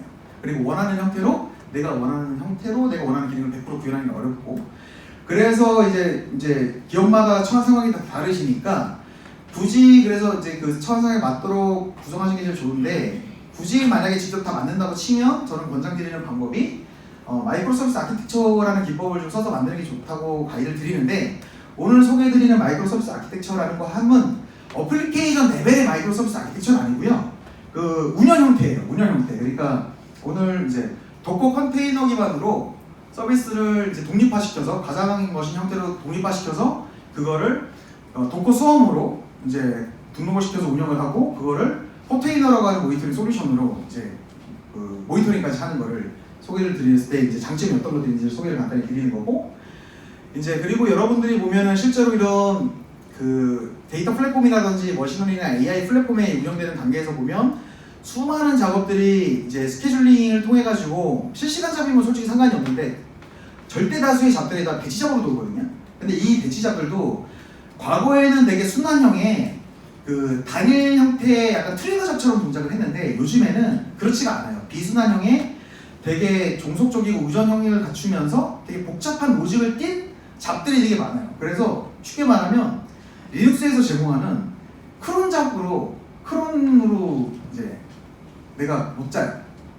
그래서 그런 것들을 에어플로우 같은 걸로 손안에서 그 에어플로우에서 이제 대그라고 하는 게 있는데 그런 대그 같은 걸로 이제 등록해서 돌리면 되게 좋거든요. 그리고 그런 배치잡들이 나중에 재사용성도 되게 좋고 그리고 내가 실제로 그런 배치잡들이 제대로 잘 동작을 하는지 아닌지 모니터링하면 좋고 그리고 내가 템플릿화 시켜가지고 이제 내가 한번 이제 만든 거 계속 제정하면서 전파시키는 것도 좋기 때문에 하는 게 좋은데 오늘 세션에서 여러분들이 앞에 보시는 상황에서 이제 전체 요약본인데 이런 상황이시면 이제 이거 검토하셔라 라고 이제 하는 건데 뭐 결론적으로 이건 그냥 편하게 읽으시면 되니까 그 여러분들이 전처리나 후처리에 대해서 마이크로소프트 아키텍처 반복론을 뭐 필요하지 않으신 분들도 있어요. 그러니까 필요하지 않으신 분들 같은 경우에는 필요 없는 분들은 이런 거예요. 우리가 너무 급해, 너무 급하고 당장 뭐 해야 돼 이러면 솔직히 마이크로소프트 아키텍처는 나중에 하셔도 돼요. 나중에 하셔도 되고 그리고 마이크로소프트 아키텍처가 무조건 좋은 건 아니거든요. 그 형태라는 게 그 솔직히 저도 되게 많은 경험을 했지만 가상화의 끝판왕 형태로 사실 운영이 되기 때문에 운영 안전성 측면에서 싱글 머신으로 가상화 머신으로 돈다고 했을 때는 안전성이 제일 약해요. 그래서 이런 걸 감안해서 이제 결정을 하시는 게 제일 좋고 만약에 내가 진짜 진짜 현란하게 해서 진짜 되게 애자일하고 되게 뭐 시미스하게 뭔가를 하고 싶다라고 하시면 마이크로소프트 아키텍처를 쓰시는 걸 권장을 드리죠. 그리고 스케일링 기술의 에어플로우가 필요한 경우는 밑에 딱 제가 한 5가지 정리를 해놨는데 그러니까 우리가 뭐 배치작 같은 게 뭐 10개 미만이야. 그리고 파이프라인 복잡도 많지 않아. 그냥 크로노로 다 해결 가능해. 그리고 우리 스케줄링 작업 그냥 모니터링 필요 없어. 그냥 우리는 항상 기존의 운영 담당자가 항상 그냥 모니터링 하면서 그냥 안 돌았어 그냥 수작으로 돌리면 돼.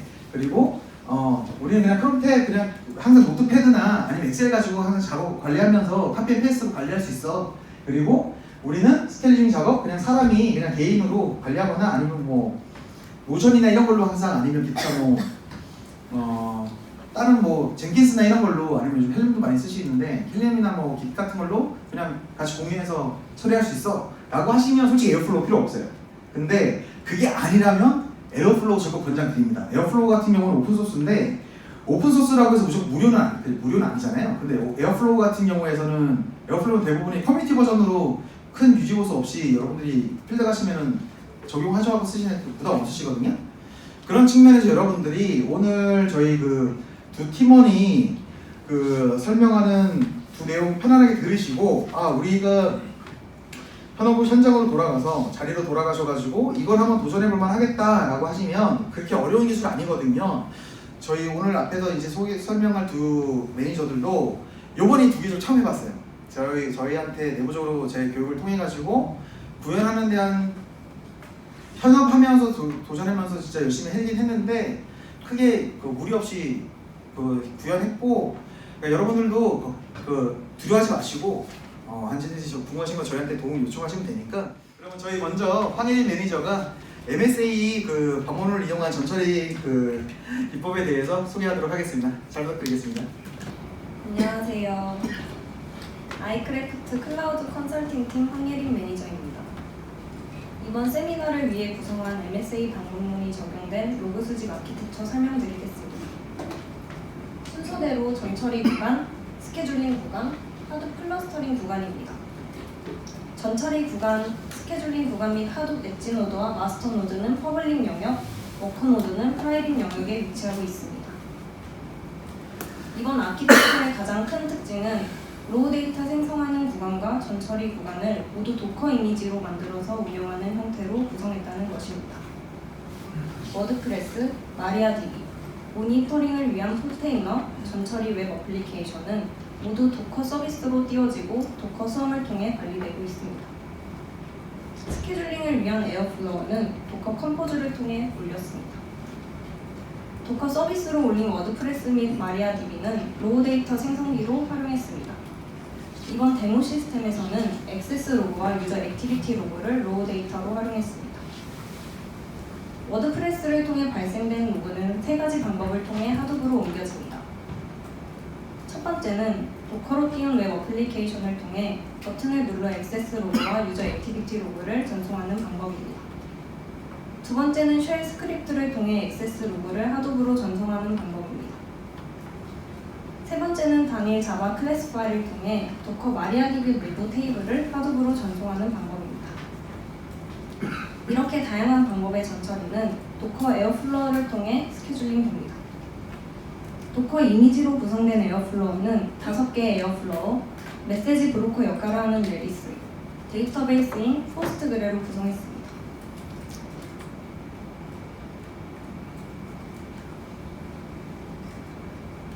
데모 시스템 구현 절차에 대해 말씀드리겠습니다. 저희는 네이버 클라우드 민간 VPC 환경에서 데모 시스템을 구현했습니다. VPC 및 서브넷 네트워크를 구성하고 로우 데이터 VM을 생성하였습니다. 로우 데이터 VM에서는 도커 컴포즈를 설치하고 도커 수업 모드를 실행하고 도커 서비스로 워드프레스, 마리아DB, 포테이너, 웹 어플리케이션을 올렸습니다. 에어플로우 VM을 설치하고 도커 컴포즈드로 에어플로우를 올려 전처리 스케줄링 환경을 구성하였습니다. 네이버 하드 클러스터를 만들기 위해서는 오브젝트 스토리지가 필수적으로 필요해서 오브젝트 스토리지를 만들긴 하였으나 이번 데모에서 직접적으로 사용되진 않았습니다. 하드 클러스터를 생성하고 ACD 등 네트워크 보안 구성을 했습니다. 서비스 명세서입니다. 이번 데모 시스템 서비스는 다음과 같이 구성되었습니다. 서비스 명세서는 본 세미나 이후 배포될 PPT 자료를 통해 확인 부탁드립니다.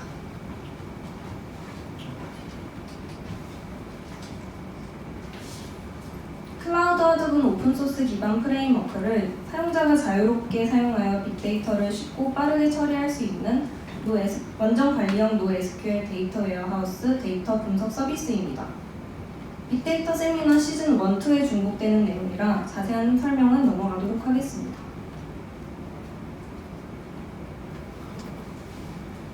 도커는 프로세스 격리 기술을 사용해 컨테이너를 실행하고 관리하는 오픈소스 프로젝트이자 플랫폼입니다.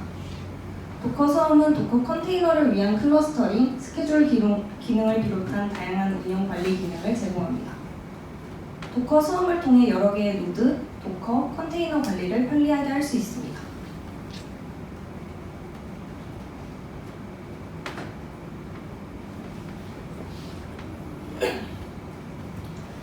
저희도 이번 데모 시스템에서 도커 수험을 사용해 보았는데요. 로우 데이터 VM에 도커와 도커 컴포즈를 설치하고 도커 수험 이닛 명령어를 통해 도커 수험 모드를 시작했습니다. 도커 수험 이닛 명령어를 사용한 곳이 기본적으로 매니저 역할을 하게 되고 도커 수험 이닛 명령어를 쳤을 때 나오는 토큰을 사용해 워커 노드를 추가할 수 있습니다. 저희는 따로 워커 노드를 두지 않고 단독으로 사용했습니다. 워드프레스 같은 경우에는 웹을 레플리카 3로 하여 띄웠습니다. 레플리카 방식을 통해 배포할 때는 제약 조건을 사용해서 원하는 조건이 있는 곳에만 배포되게 할 수도 있고 조건에 해당되는 노드에 우선순위를 주고 배포한 이후에 다른 노드에 배포하게 할 수도 있고 그냥 조건 없이 개수만 지정해서 배포하게 할 수도 있습니다. 저희도 데모 시스템 테스트를 진행하는 과정에서는 워커 노드를 붙여보기도 했습니다. 처음에는 워드프레스가 마스터 노드에 1개, 워커 노드에 2개가 띄워졌었는데요. 워커 노드 VM이 정지되니 자동적으로 마스터 노드에 3개가 생겼습니다. 이처럼 도커 수험의 서비스는 정의된 레플리카의 개수만큼 정상 동작하는 컨테이너들을 유지시켜주어 배포된 어플리케이션의 고가 형성을 보장해줍니다. 또한 트래픽에 따라 로드 밸런싱이 적절히 이루어지도록 관리해주고 롤링 업데이트와 롤백 기능을 제공해서 배포 시에 발생할 수 있는 서비스 중단 상황에도 대응할 수 있습니다. 포테이너는 GUI를 통해 도커를 관리 및 모니터링할 수 있는 오픈소스 도구입니다. 포테이너 에이전트는 글로벌 방식으로 모든 노드에 설치되게 하였습니다. 저희는 전처리를 위한 웹 어플리케이션도 도커 서비스를 이용해서 띄웠는데요. 웹 어플리케이션 같은 경우에는 우분투 이미지를 베이스로 해서 만들었습니다. 도커의 경우에는 어플리케이션과 라이브러리 이외에 리눅스 이미지도 포함해서 만들 수 있다는 장점이 있습니다. 설정 파일을 다뤄야 되거나 OS 레벨에서 컨트롤해야 하는 작업이 있는 경우에는 리눅스 이미지를 포함해서 만들면 더 쉬운 경우가 많습니다. 저는 OS를 포함해서 아예 작은 VM 환경처럼 만들어서 도커 이미지 안에서 모든 처리가 이루어질 수 있도록 했습니다. 제가 사용한 방법은 구현은 쉽지만 용량이 커진다는 단점이 있습니다. 참고로 에어플로우나 워드프레스 같은 경우에는 OS 없이 도커 엔진만 있으면 돌아가는 형태입니다. 워드프레스에 대해서 얘기하겠습니다. 워드프레스는 오픈소스 기반으로 한 설치형 블로그, 콘텐츠 관리 시스템입니다. 저희는 도커 서비스 형태로 워드프레스를 띄워서 액세스 로그랑 유저 액티비티 로그를 발생시켰습니다. 액세스 로그는 바 로그 아파치 2 폴더에 실시간으로 쌓이는데 VM 내부 디렉터리랑 바인드 마운트 해두어서 VM 내부 디렉터리에서도 실시간으로 확인할 수 있습니다. 유저 액티비티 로그는 플러그인을 통해서 수집하고 마리아DB 워드프레스 데이터베이스에 실시간으로 저장되는 형태입니다. 먼저 MSA를 이용하지 않은 전처리 방식을 보여드리겠습니다. 쉘 스크립트를 통한 액세스 로그 전달과 단일 자바 클래스 파일을 사용한 유저 액티비티 로그 전달입니다. 먼저 왼쪽 그림부터 설명하겠습니다. 쉘 스크립트를 실행시키면 하도 fs 명령어를 통해 도커 내부 디렉토리랑 바인드 마운트에 든 VM 내부 디렉터리에 있는 액세스 로그가 하드에 전송됩니다. 데이터 삽입 당시 날짜와 시간을 폴더 명에 붙여 전송하게 구성하였습니다. 쉘 스크립트 실행은 실행 주기는 크론으로 스케줄링 가능합니다. 오른쪽은 단독 자바 클래스 파일을 실행해서 하드베 유저 액티비티 로그를 전송하는 내용입니다. MySQL JDBC를 사용해서 워드프레스 유저 액티비티 테이블을 셀렉트하고 인터너 JDBC를 사용해서 익스터널 테이블을 만들고 하드베 데이터를 넣었습니다. 유저 액티비티 로그도 전송 시에 보내는 날짜랑 시간을 붙여서 이후에 데이터 분석을 할 때 날짜를 기준으로 데이터 분석을 할 수 있게 하였습니다. 다음으로는 MSA를 이용한 전처리 방식에 대해 얘기해 드리겠습니다. 저희는 웹 어플리케이션을 만들었는데 웹 어플리케이션은 우분투 베이스 도커 파일에 필요한 기능을 추가하여 만들었습니다. 아파치 톰캣을 설치하고 와르 파일이랑 JDBC, 하드 클라이언트 컴피그 파일, 쉘 스크립트 파일을 넣어서 빌드하고 도커 서비스 크리에이트 명령어로 실행하였습니다. 이렇게 컨테이너화된 소프트웨어 또는 어플리케이션은 인프라나 운영체제와는 상관없이 이동할 수 있으며 일관성 있게 실행됩니다. 클라우드나 OS가 바뀌어도 영향을 받지 않는다는 것입니다. 일반적인 VM에서는 각각의 프로세스로 운영하면 장애나 이슈가 생겼을 때 각각의 프로세스들이 다 영향을 받는 구조입니다. 하지만 MSA 구조로 하면 각각의 역할로 운영되기 때문에 그 서비스만 죽였다 살릴 수도 있고 코드 변경 사항을 병합할 필요도 없고 업데이트하거나 문제를 수정하는 와중에도 어플리케이션을 계속 실행할 수 있으므로 더 빠른 개선, 테스트, 배포가 가능합니다. 즉, MSA 구조를 이용해서 전처리를 구성할 시에는 서비스 간 사고 독립성을 보장하며 필요시 확장성 및 고가용성을 신속하게 확보 가능합니다.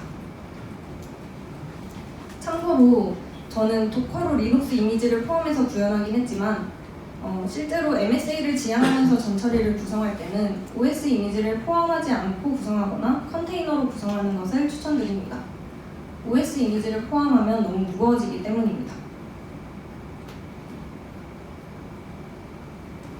도커 서비스로 띄운 웹 어플리케이션 화면입니다. 데이터베이스를 만드는 버튼, 유저 액티비티 로그를 전송하는 버튼, 액세스 로그를 전송하는 버튼과 해당 버튼을 눌렀을 때 실행되는 결과 화면을 담았습니다. 데모 시스템 시연은 시간 관계상 넘어가도록 하겠습니다. 마지막으로 서머리입니다. 빅데이터 플랫폼에 대한 MSA 방법론을 적용한 데모를 구현하며 느낀 점을 정리해보았습니다. 처음에는 도커의 독립성과 편의성이 잘 느껴지지는 않았습니다. 잘 와닿지는 않았습니다. VM에서 그냥 프로세스 형태로 띄워도 독립성이 보장되는 거 아닌가? 이렇게 생각했었습니다. 하지만 막상 구현해보니 도커의 독립성과 편의성을 잘 느낄 수 있었습니다. 서비스마다 자바 버전 등의 종속성이 다를 수 있는데 한 VM 안에서 여러 가지 서비스를 올릴 때 이런 요건이 부딪히면 굉장히 곤란하게 됩니다. 하지만 도커나 컨테이너 형식으로 올리면 이런 독립성이 보장되기 때문에 이런 문제를 겪지 않을 수 있었습니다. 또 저희가 데모 시스템을 만들면서 이 버전도 저장해보고 저 버전도 저장해보고 그냥 만들었던 거 아예 지우기도 하고 이전 버전부터 다시 시작하기도 하고 그랬었는데 도커 이미지를 만드는 방법이 굉장히 쉬워가지고 다양한 버전의 이미지를 가지고 진행할 수 있었습니다. 또한 VM 자체에서 서비스를 지우는 거였다면 굉장히 번거로웠을 거고 제대로 지워지지 않고 남아있는 게 있지 않을까 이렇게 신경 써야 하는 점도 많았을 것입니다. 도커 이미지를 다른 VM으로 옮겨서 실행시키는 것도 굉장히 간단했습니다. 테스트는 로컬에서 하고 운영할 때는 어떤 종류의 클라우드든지 OS든지 쉽게 옮겨서 실행할 수 있으므로 무종속적인 구성이 가능하고 운영 환경의 변화에 유연하게 대응이 가능합니다. 오픈소스 컨테이너를 통해 GUI로 네트워크, 도커 작동 유무, 수업 상태 등을 볼 수 있었고 그냥 단순한 모니터링뿐만 아니라 컨테이너를 실행하거나 삭제하거나 네트워크를 추가하거나 아니면 도커 이미지를 풀하는 이런 운영까지도 쉽게 가능했습니다. 기술적인 참고 자료들은 해당 페이지에서 확인이 가능합니다. 지금까지 MSA 방법론을 적용하여 로그 수집 전처리 시스템을 구현하는 내용이었고요. 구현한 전처리 시스템을 어떻게 스케줄링할지에 대해서는 아이크래프트 이경서 매니저님이 발표해 주시겠습니다. 지금까지 아이크래프트 황예린 매니저였습니다. 감사합니다. 네, 안녕하세요. 저는 아이크래프트 클라우드 컨설팅 팀 이경서 매니저라고 합니다. 지금부터 스케줄링 관리를 위한 에어플로우에 대해서 설명드리겠습니다. 에어플로우는 에어비앤비에서 개발되었고 현재는 아파치 프로젝트에 등록되어 높은 수준의 관리와 커뮤니티 참여가 활발한 워크플로우 관리 도구입니다. 파이썬으로 제작된 도구이며 워크플로우 구축 시에도 파이썬을 활용하게 됩니다. 크론 표현식과 타임 데이터 객체를 사용하여 일정한 간격마다 또는 특정 시간마다 작업을 실행하게 할 수 있습니다. 또한 역할을 기반으로 SS 제어를 할 수 있고 확장성, 오류 처리 및 모니터링 등을 수행할 수 있습니다. 저희는 에어플로우를 사용하기 전에 배치 작업으로 흔히 사용되는 크론을 사용하여 하드백, 로컬 데이터를 전송하는 스케줄링을 하였습니다. 다양한 솔루션 중 검증된 솔루션인 에어플로우를 사용하여 동일한 스케줄링을 구현해 보았습니다. 크롬과 에어플로우를 각각 사용해 보니 초기 도입은 크론이 빠르고 쉬웠지만 작업이 많아질수록 에어플로우가 더욱 효율적이었습니다. 또한 가장 큰 차이점은 모니터링 부분이라고 생각되었습니다. 크론은 어떤 시간에 어떤 작업을 수행하는지만 보여주는 반면 에어플로우는 어떤 작업이 실행되고 있는지, 성공하였는지, 실패하였는지, 마지막 작업은 언제였는지, 다음 작업은 언제 실행되는지까지 상세하고 직관적으로 표시해 줍니다. 다음은 에어플로우의 특장점인 대그에 대해서 설명드리겠습니다. 어떤 일을 처리할 때 한 번의 작업으로 끝나는 경우는 많지 않습니다. 예를 들면 B와 C라는 작업이 실행되기 전에 A라는 작업이 반드시 선행되어야 하고 D라는 작업이 실행되기 전에 B와 C라는 작업이 모두 완료된 후 처리되어야 하는 워크플로우가 있다고 가정해 보겠습니다. 이러한 방향성 및 종속성이 있는 하나 이상의 작업을 순환하지 않도록 정의한 것이 대그입니다. 이렇게 4개의 작업으로 이루어진 워크플로우도 크론으로 구현을 하려고 하면 불가능한 일입니다. 하지만 에어플로우는 간단하게 처리가 가능합니다. 대그를 정의하는 방법은 다양한 작업을 가능하게 해주는 오퍼레이터를 사용하여 각 태스크들을 먼저 정의해준 후 하단에 작업의 방향성과 종속성을 화살표로 표시해주면 끝입니다. 에어플로우의 서비스 구성 형태를 말씀드리겠습니다. 에어플로우를 구성하는 방법은 크게 2가지가 있습니다. 하나는 일반적인 설치 방법과 다른 하나는 도커 이미지를 사용한 설치 방법이 있습니다. 여기서 일반적인 설치 방법이란 인스톨러 또는 소스 파일을 활용한 설치 방법을 뜻합니다. 저는 도커 이미지를 사용한 설치 및 구성 방법을 선택하였습니다.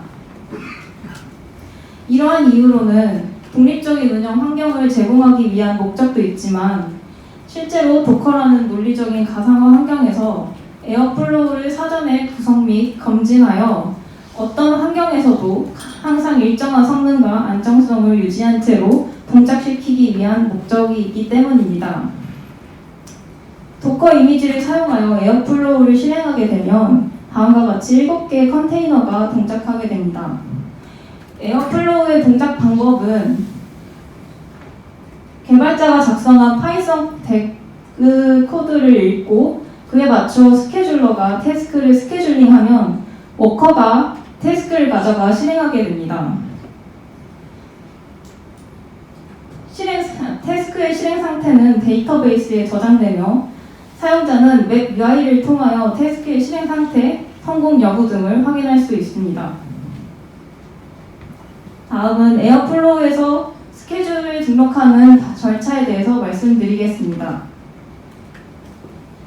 먼저 웹에 접속하여 로그인을 해줍니다. 그 다음은 커넥션 등록인데 보통 태스크를 수행할 때는 커넥션이 필요합니다. 여기서 커넥션이란 스케줄링 대상인 타겟 머신에 접속할 수 있도록 연결 정보를 등록해주는 것입니다.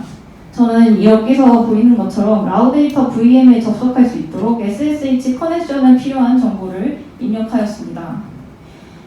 이렇게 등록된 커넥션 아이디를 대그 코드 안에 넣어 스케줄링을 실행할 때 웹 UI에서 등록한 정보를 가지고 타겟 머신에 접근하여 태스크를 실행할 수 있도록 하였습니다. 이렇게 작성한 대그 파일을 .파이 형식으로 대그 폴더 밑에 저장한 후 웹 서버로 가보시면 대그가 생성된 것을 확인할 수 있습니다. 그리고 왼쪽에 보이는 슬라이드를 클릭하면 스케줄링이 시작됩니다. 다음은 에어플로우를 이용하여 구성한 서비스 흐름도입니다.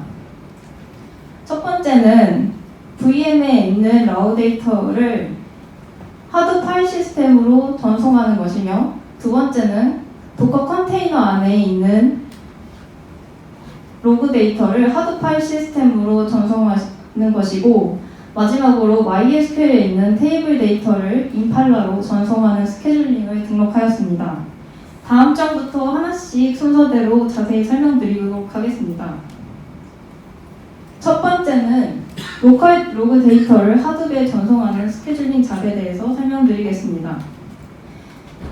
대그 맨 앞과 맨 뒤에 있는 스타트와 엔드 태스크는 empty 오퍼레이터를 사용한 빈 태스크로 대그의 처음과 끝을 보여줍니다. 대그가 시작되면 SSH 커넥션을 이용하여 라우데이터 VM에 접근하고 액세스 로그 파일이 있는지 확인하는 파일 체크 태스크를 실행하게 됩니다. 다음으로 이어서 브랜치라는 태스크가 실행되면서 전에 실행한 파일 태스크의 결과에 따라서 분기를 하는 역할을 담당하게 됩니다. 만약에 액세스 로그 파일이 없었다면 엔드 태스크로 분기되어 스케줄링이 끝나게 됩니다. 반대로 액세스 로그 파일이 존재한다면 샌드 파일 태스크로 분기되어 액세스 로그 파일을 하드 파일 시스템으로 전송하는 쉘 스크립트를 실행하는 구조입니다. 이번에는 VM이 아닌 도커 컨테이너에 접근하여 로그 데이터를 하드로 전송하는 스케줄링 잡에 대해서 설명드리겠습니다. 앞서 진행한 스케줄과 마찬가지로 SSH 커넥터를 사용하여 도커 컨테이너에 접근하고 액세스 로그 파일이 있는지 확인한 후 존재하지 않는다면 스케줄링이 끝나게 됩니다. 반대로 액세스 로그 파일이 존재하면 하드 파일 시스템으로 전송하는 쉘 스크립트를 실행하게 됩니다. 마지막으로 DB 테이블 데이터를 하드부로 전송하는 스케줄링 잡에 대해서 설명드리도록 하겠습니다. 전체 대그는 크게 세 가지의 태스크로 동작하게 됩니다. 첫 번째는 MySQL 데이터에 접근하여 전송할 데이터가 있는 테이블이 존재하는지 확인하는 체크 MySQL 태스크를 진행하게 됩니다. 여기서 테이블이 존재하지 않는다면 그 다음 2번, 3번 태스크는 진행되지 않습니다. 태스크가 존재한다면 2번 태스크인 Create Impala 태스크가 실행되면서 임팔라에 접근하게 되고 여기서 데이터를 받을 테이블이 있는지 확인한 후 테이블이 없을 경우에만 테이블을 생성하게 됩니다. 이전 태스크가 모두 성공적으로 끝났다면 3번 태스크인 Insert Activity Log 태스크가 실행되면서 MySQL 데이터를 셀렉트한 후 임팔라에 인설트하는 자바 파일이 실행되게 됩니다. 제가 에어플로우를 사용하면서 느낀 장점에 대해서 말씀드리겠습니다. 첫 번째로 다른 언어에 비해서 파이썬은 비교적 쉽기 때문에 작성 방법을 빠르게 학습하여 워크플로우를 구성할 수 있었습니다. 두 번째로 크로는 모니터링이 불가능한데 에어플로우는 웹 UI에서 확인할 수 있는 정보가 매우 다양합니다. 세 번째는 솔직히 한두 개의 작업을 스케줄링 하는 것은 크론이 쉽고 간편합니다. 하지만 조금만 복잡해지면 구현하기 힘들 뿐만 아니라 방향성과 정석성이 있는 경우에는 문제가 발생할 수 있습니다. 예를 들어 어떤 기업에서 데이터를 가공하는 작업과 그 데이터를 DB 테이블에 저장하는 작업을 크론으로 스케줄링 했다고 가정해 보겠습니다. 크론은 데이터가 가공된 후에 DB 테이블에 저장된다는 보장을 하지 못하므로 데이터의 실성이 떨어져 기업의 큰 손해로 이어질 수 있습니다. 에어플로우는 이러한 작업의 중요한 선후행 관계를 굉장히 간편하게 정의할 수 있습니다. 네 번째로, 크론은 처음부터 끝까지 직접 구현해서 사용해야 합니다. 하지만 에어플로우는 웹 UI에서 연결 정보를 입력하는 커넥션을 사용하거나 이미 특정 기능이 구현된 오퍼레이터를 사용하여 전체 구현 시간을 단축시킬 수 있었습니다. 지금부터 에어플로우의 웹 UI를 보여드리겠습니다. 궁금하신 분들은 다음 접속 정보를 통해서 접속해 보실 수 있습니다. 앞서 얘기 드렸던 역할 기반 액세스 제어 기능으로 리드 권한만 부여된 게스트 유저를 생성하여 일부 기능에는 제한이 있을 수 있음을 알려드립니다.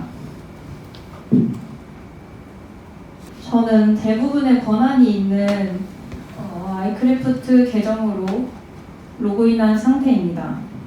제가 아까 말씀드렸던 3개의 태그가 잘 보이는 것을 확인할 수 있습니다.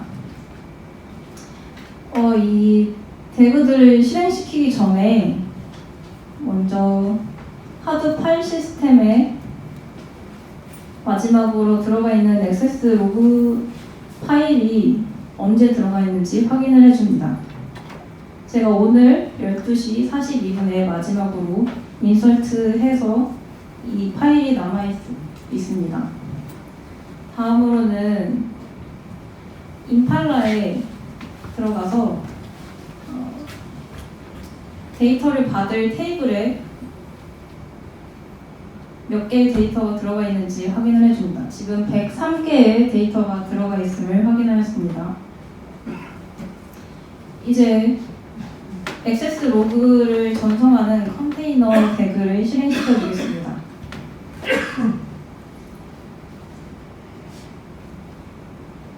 이거는 크론템 형식으로 작성해서 매 분마다 이 작업을 수행하게 됩니다. 지금 보면 아까는 7개가 성공했었는데 8개가 지금 성공한 것을 보실 수 있고, 하드 파일 시스템으로 다시 가보면 지금 4시 52분에 액세스 파일이 잘 들어간 것을 확인할 수 있습니다. 그 다음으로는 임팔라의 액티비티 로그를 전송하는 태그를 실행시켜 보겠습니다. 지금 러닝되고 있는 것을 확인할 수 있고요.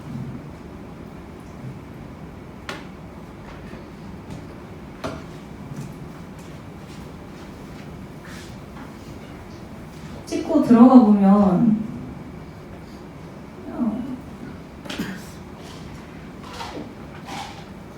이렇게 모든 태스크가 성공한 것을 확인할 수 있습니다. 다시 임팔라로 돌아가서 몇 개의 데이터가 들어가 있는지 확인해 보겠습니다.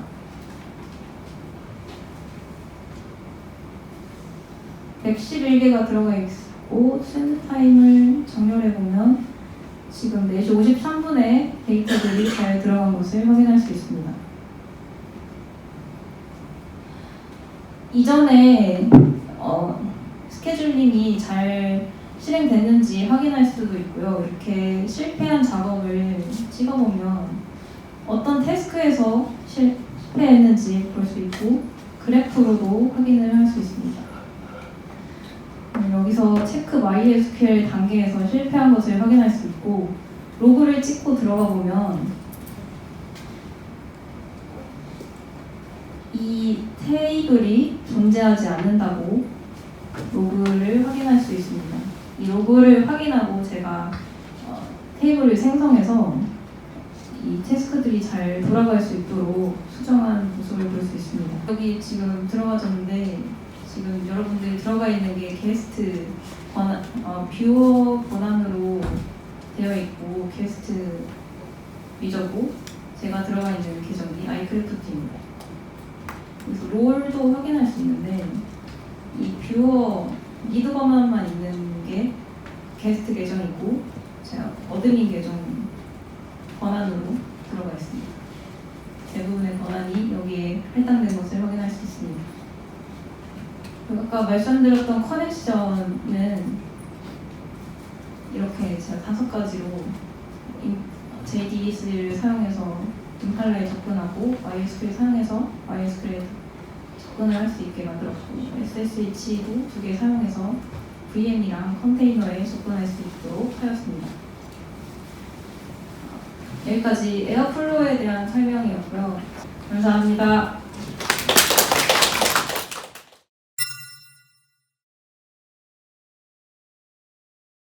네이버 크라우드의 정주환입니다.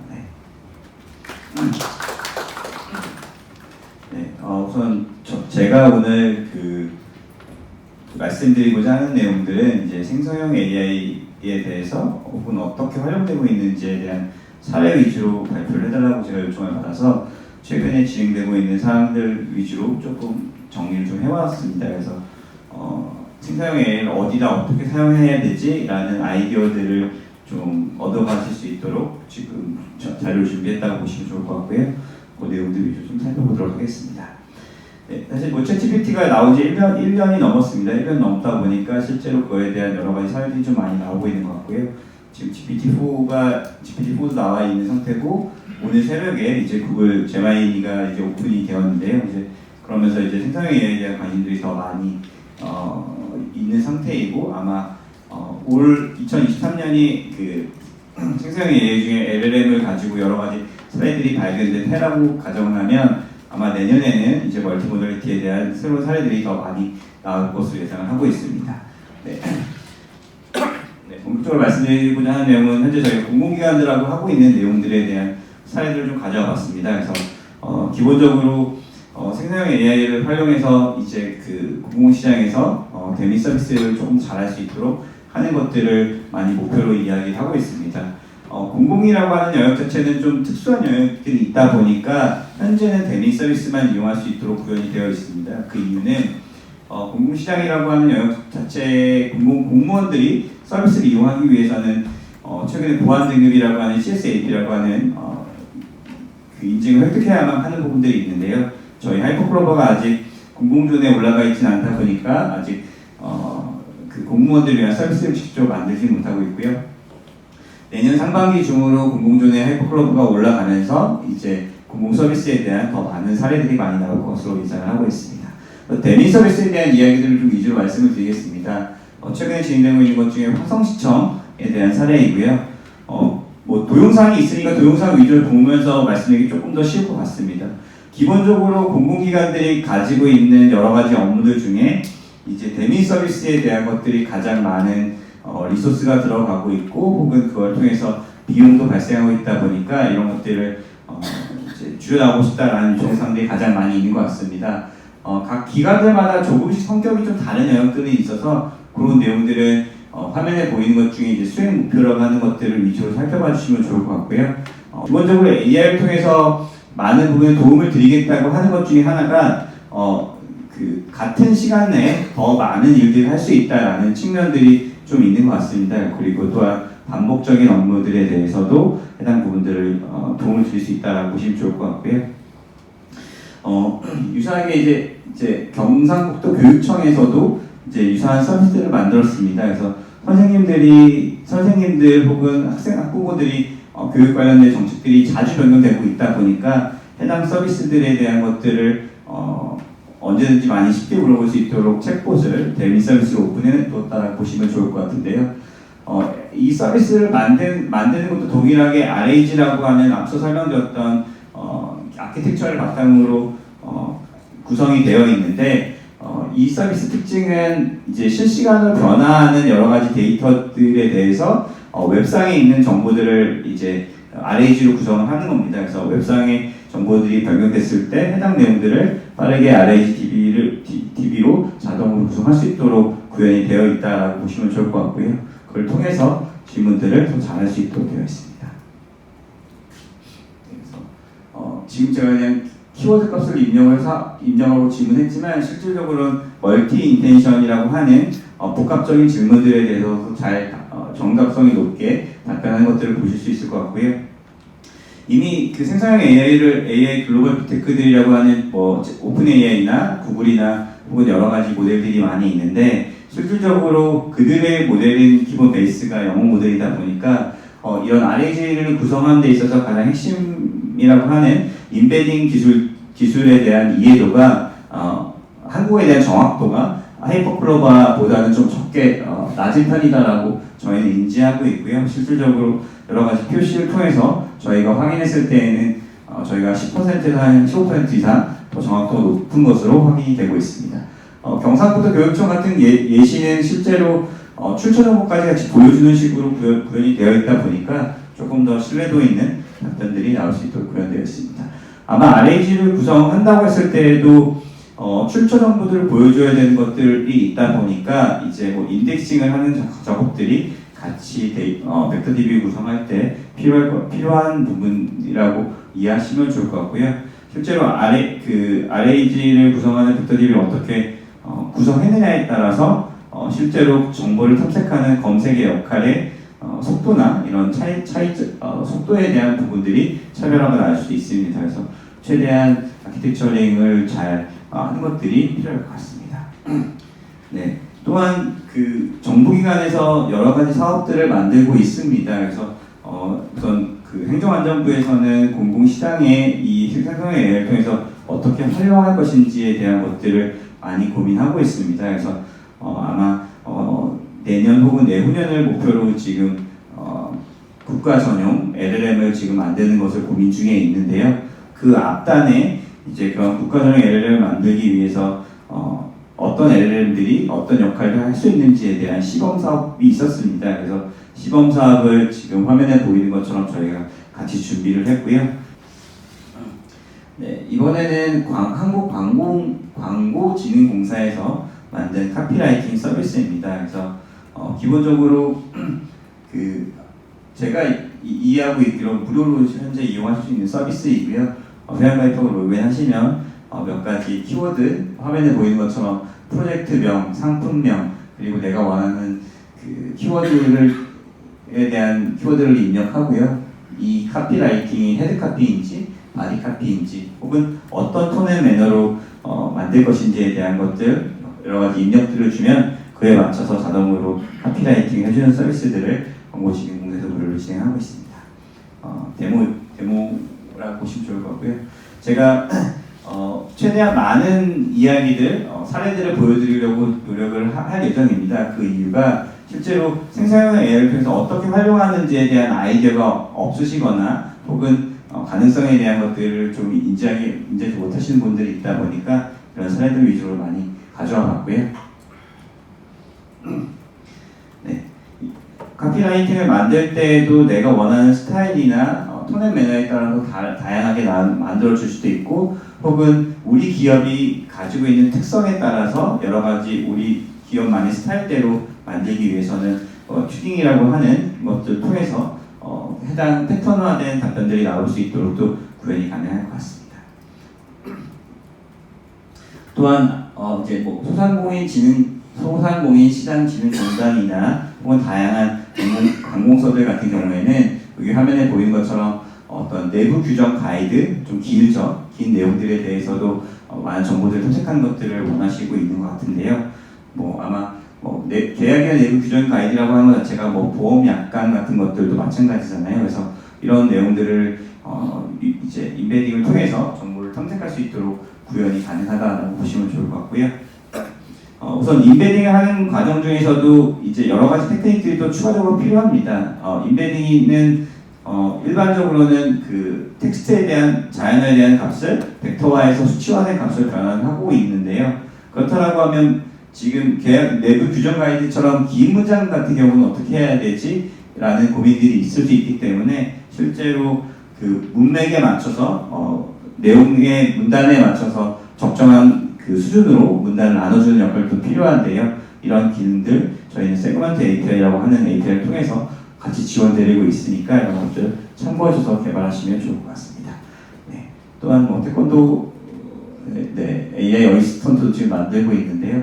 유사하게 저희가 멀티모달리티에 대한 것들이 아직 지원되고 있지는 않지만 어떤 벡터DB를 구성하는 데 있어서 결과물이 나올 때 벡터DB에 인덱싱되어 있는 이미지 파일이나 동영상 파일 같이 출력을 보내주면 해당 내용들을 같이 보여줄 수 있다 보니까 이런 것들 같이 고민하고 있습니다. 또한 공공기관들 같은 경우는 대미 서비스들에 대한 여러 가지 세법이나 법령들에 대한 것들은 어려운 용어들이 많이 있잖아요. 그래서 이런 것들을 조금 더 쉽게 할 수 있도록 구현을 많이 하고 있고요. 생성형 AI의 장점 중에 하나가 어떤 하나의 주제에 대해서도 내 눈높이에 맞춰서 내가 이걸 잘 모르면 쉽게 설명해 달라고 이야기하면 그에 맞춰서 또 적절하게 내 수준에 맞춰서 답변들을 받아갈 수 있고 그 내용에 맞춰서도 서로 대화를 하면서 정보를 더 탐색할 수 있다 보니까 이런 부분들이 조금 더 많이 관심을 받고 있는 것 같습니다. 최근에는 이런 세법이나 혹은 법령같이 실제로 어려운 영역들에 대해서 설명하는 AI에 대한 부분들이 많이 강조되고 있는 것 같습니다. 그래서 사이버 보안하는 분야에서도 설명할 수 있는 AI에 대한 요구사항들이 좀 많이 있는 것 같습니다. 경기도청 같은 경우도 유사하게 홈페이지에 있는 내용들을 잘 질문하면 대답하는 것들을 많이 요청하고 있는데요.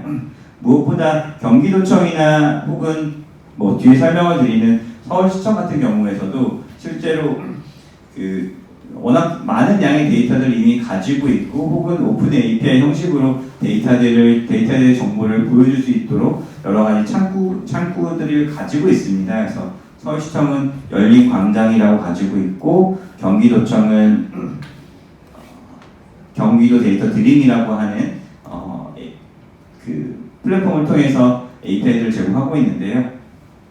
아마 챗GPT로 보시면 플러그인이라고 하는 기능 혹은 펑션 콜이라고 하는 기능을 통해서 LLM을 통해서 API를 호출하는 기능들을 아마 들어보셨을 수 있을 것 같은데요.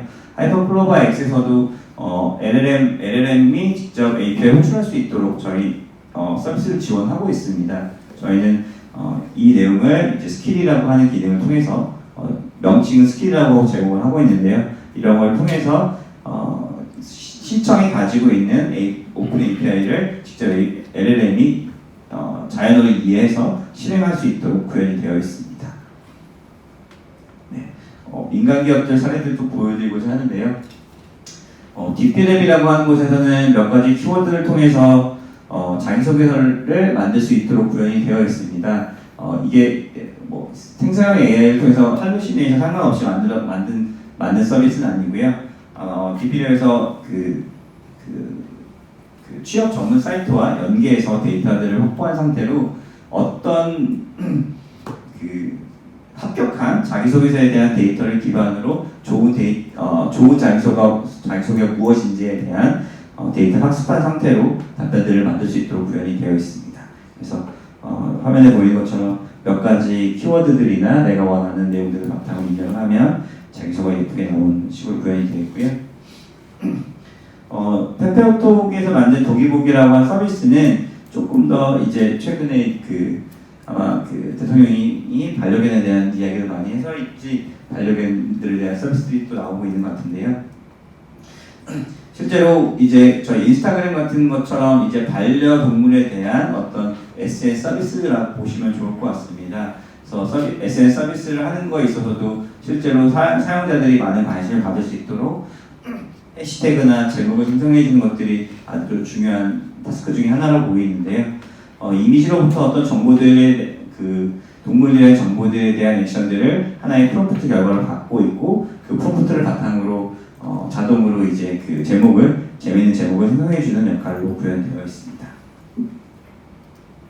그래서 사실 어떤 측면에 있어서 어떤 문장을 만들어낸다라는 측면 혹은 문장으로부터 정보를 파악한다는 측면에 있어서 생성형 AI가 활용되고 있는 것은 맞긴 하지만 중요한 건 이걸 통해서 어떤 식으로 내 서비스에 연계해서 풀어나가느냐에 대한 것들은 또 다른 이야기이더라고요. 그래서 최대한 여기 오신 분들이 많은 아이디어를 가지고 고민해 보시면 좋을 것 같습니다.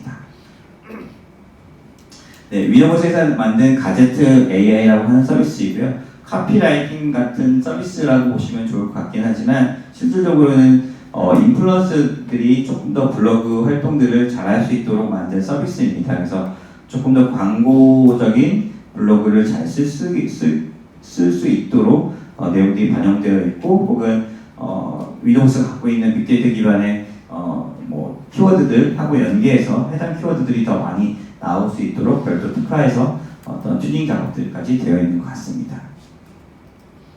그래서 뭐 어떤 제품 사용 후기에 대해서도 지금 화면에 보이는 것처럼 키워드라고 연계해서 이제 실제로 랭크가 많이 되는 키워드들을 연계해서 생성할 수 있도록 구현이 되어 있고요. 이 내용에 맞춰서 실행을 시키면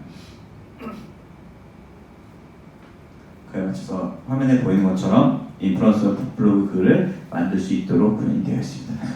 많은 부분들이 아이디어에 더 포커싱을 해주시면 좋을 것 같습니다. 그래서 LLM이라고 하는 언어모델을 통해서 할 수 있는 영역들을 많이 있으니까 아이디어가 가장 중요하다고 보시면 좋을 것 같고요. 이번에는 셀렉트스타에서 만든 모모잼이라고 하는 서비스입니다. 그래서 기본적으로 글로벌하게 가장 인기가 있는 생성형 AI 앱이 오픈 AI에서 만든 챗GPT라고 알고 계실 것 같고요. 두 번째가 캐릭터.ai라고 하는 서비스입니다. 그래서 캐릭터.ai라고 하는 서비스 자체가 실제로 여러 가지 페르소나를 가진 챗봇들하고 대화를 하는 영역인데요. 셀렉트스타에서도 국내 대표 어린이 캐릭터들의 라이센싱을 구매해서 뽀로로 혹은 핑크퐁 그리고 뭐 신비아파트 같은 캐릭터들을 라이센싱을 해서 뽀로로의 대화들 바탕으로 어떤 페르소나 챗봇을 만들었다라고 보시면 좋을 것 같고요. 다만 이런 것들 단순하게 뽀로로의 대화를 하는 것뿐만이 아니라 누리과정에 대한 여러 가지 데이터들을 요소를 집어넣어서 해당 내용에 맞춰서 정보들을 더 이제 자연스럽게 교육적인 부분들이 강조될 수 있도록 서비스가 구현되어 있습니다. 네, 소리가.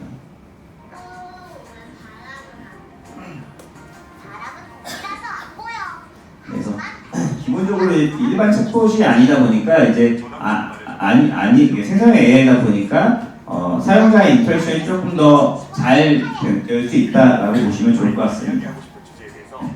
저도 이제 아이랑 대화하기가 좀 많이 어려운데요. 이제 내가 하고 싶은 얘기를 앱을 통해서 슬쩍 흘릴 수 있도록 또 구현이 되어 있는 것 같습니다. 또한 뭐 팀플이라고 하는 서비스는 유사하게 앞서 보여드렸던 것과 유사한 서비스인데요. 교육적으로 학생들에 대한 글쓰기 플랫폼으로서 어떤 학생들이 글쓰기한 것들에 대한 첨삭이나 맞춤법들에 대한 것들을 해주고 있고, 혹은 토론 주제에 대한 것들도 더 확대해 나가려고 이제 준비 중에 있습니다. 네, 아마 일반인들이 가장 쉽게 활용할 수 있는 사례들은 문서 편집기에 더 적용이 되는 사례일 것 같습니다. 그래서 저희 하이퍼글로벌에서는 가장 글로벌하고 국내에서 많이 사용하는 문서 편집기들하고 많은 협업들을 지금 진행하고 있습니다. 그 중에 하나가 폴라리스 오피스이고요. 두 번째가 사인앱 소프트, 예전에 뭐 네이버 오피스였었고요. 그리고 가장 사용자가 많은 한국어 컴퓨터랑 같이 저희가 협업을 진행 중에 있습니다. 그래서 아마 며칠 전에 이제 한컴독스 AI에 대한 CBT가 완료되긴 했지만 내년에 저희랑 같이 이제 상용화 서비스를 준비하고 있다라고 보시면 좋을 것 같고요. 네, 아마 좀 간단하게만 보여드리자면 실제로 뭐 자기소개서나 이런 것들을 몇 가지 대화를 통해서 쉽게 만들어 주기도 하고, 혹은 그 몇 가지 템플릿화 되어 있는 여러 공공 문서들이나 혹은 여러 가지 문서들을 쉽게 만들 수 있도록 구현이 되어 있습니다. 네, 그리고 오피스 코파일럿 MS 오피스 코파일럿 365에서 준비하고 있는 뭐 파워포인트를 잘 만들어줘, 아니면 엑셀 파일에 대한 수식을 내가 자연으로 이야기하면 만들어줘라고 하는 것들을 현재 지금 같이 협업해서 만들고 있다라고 보시면 좋을 것 같고요. 네, 슬라이드 좀 많네요. 네.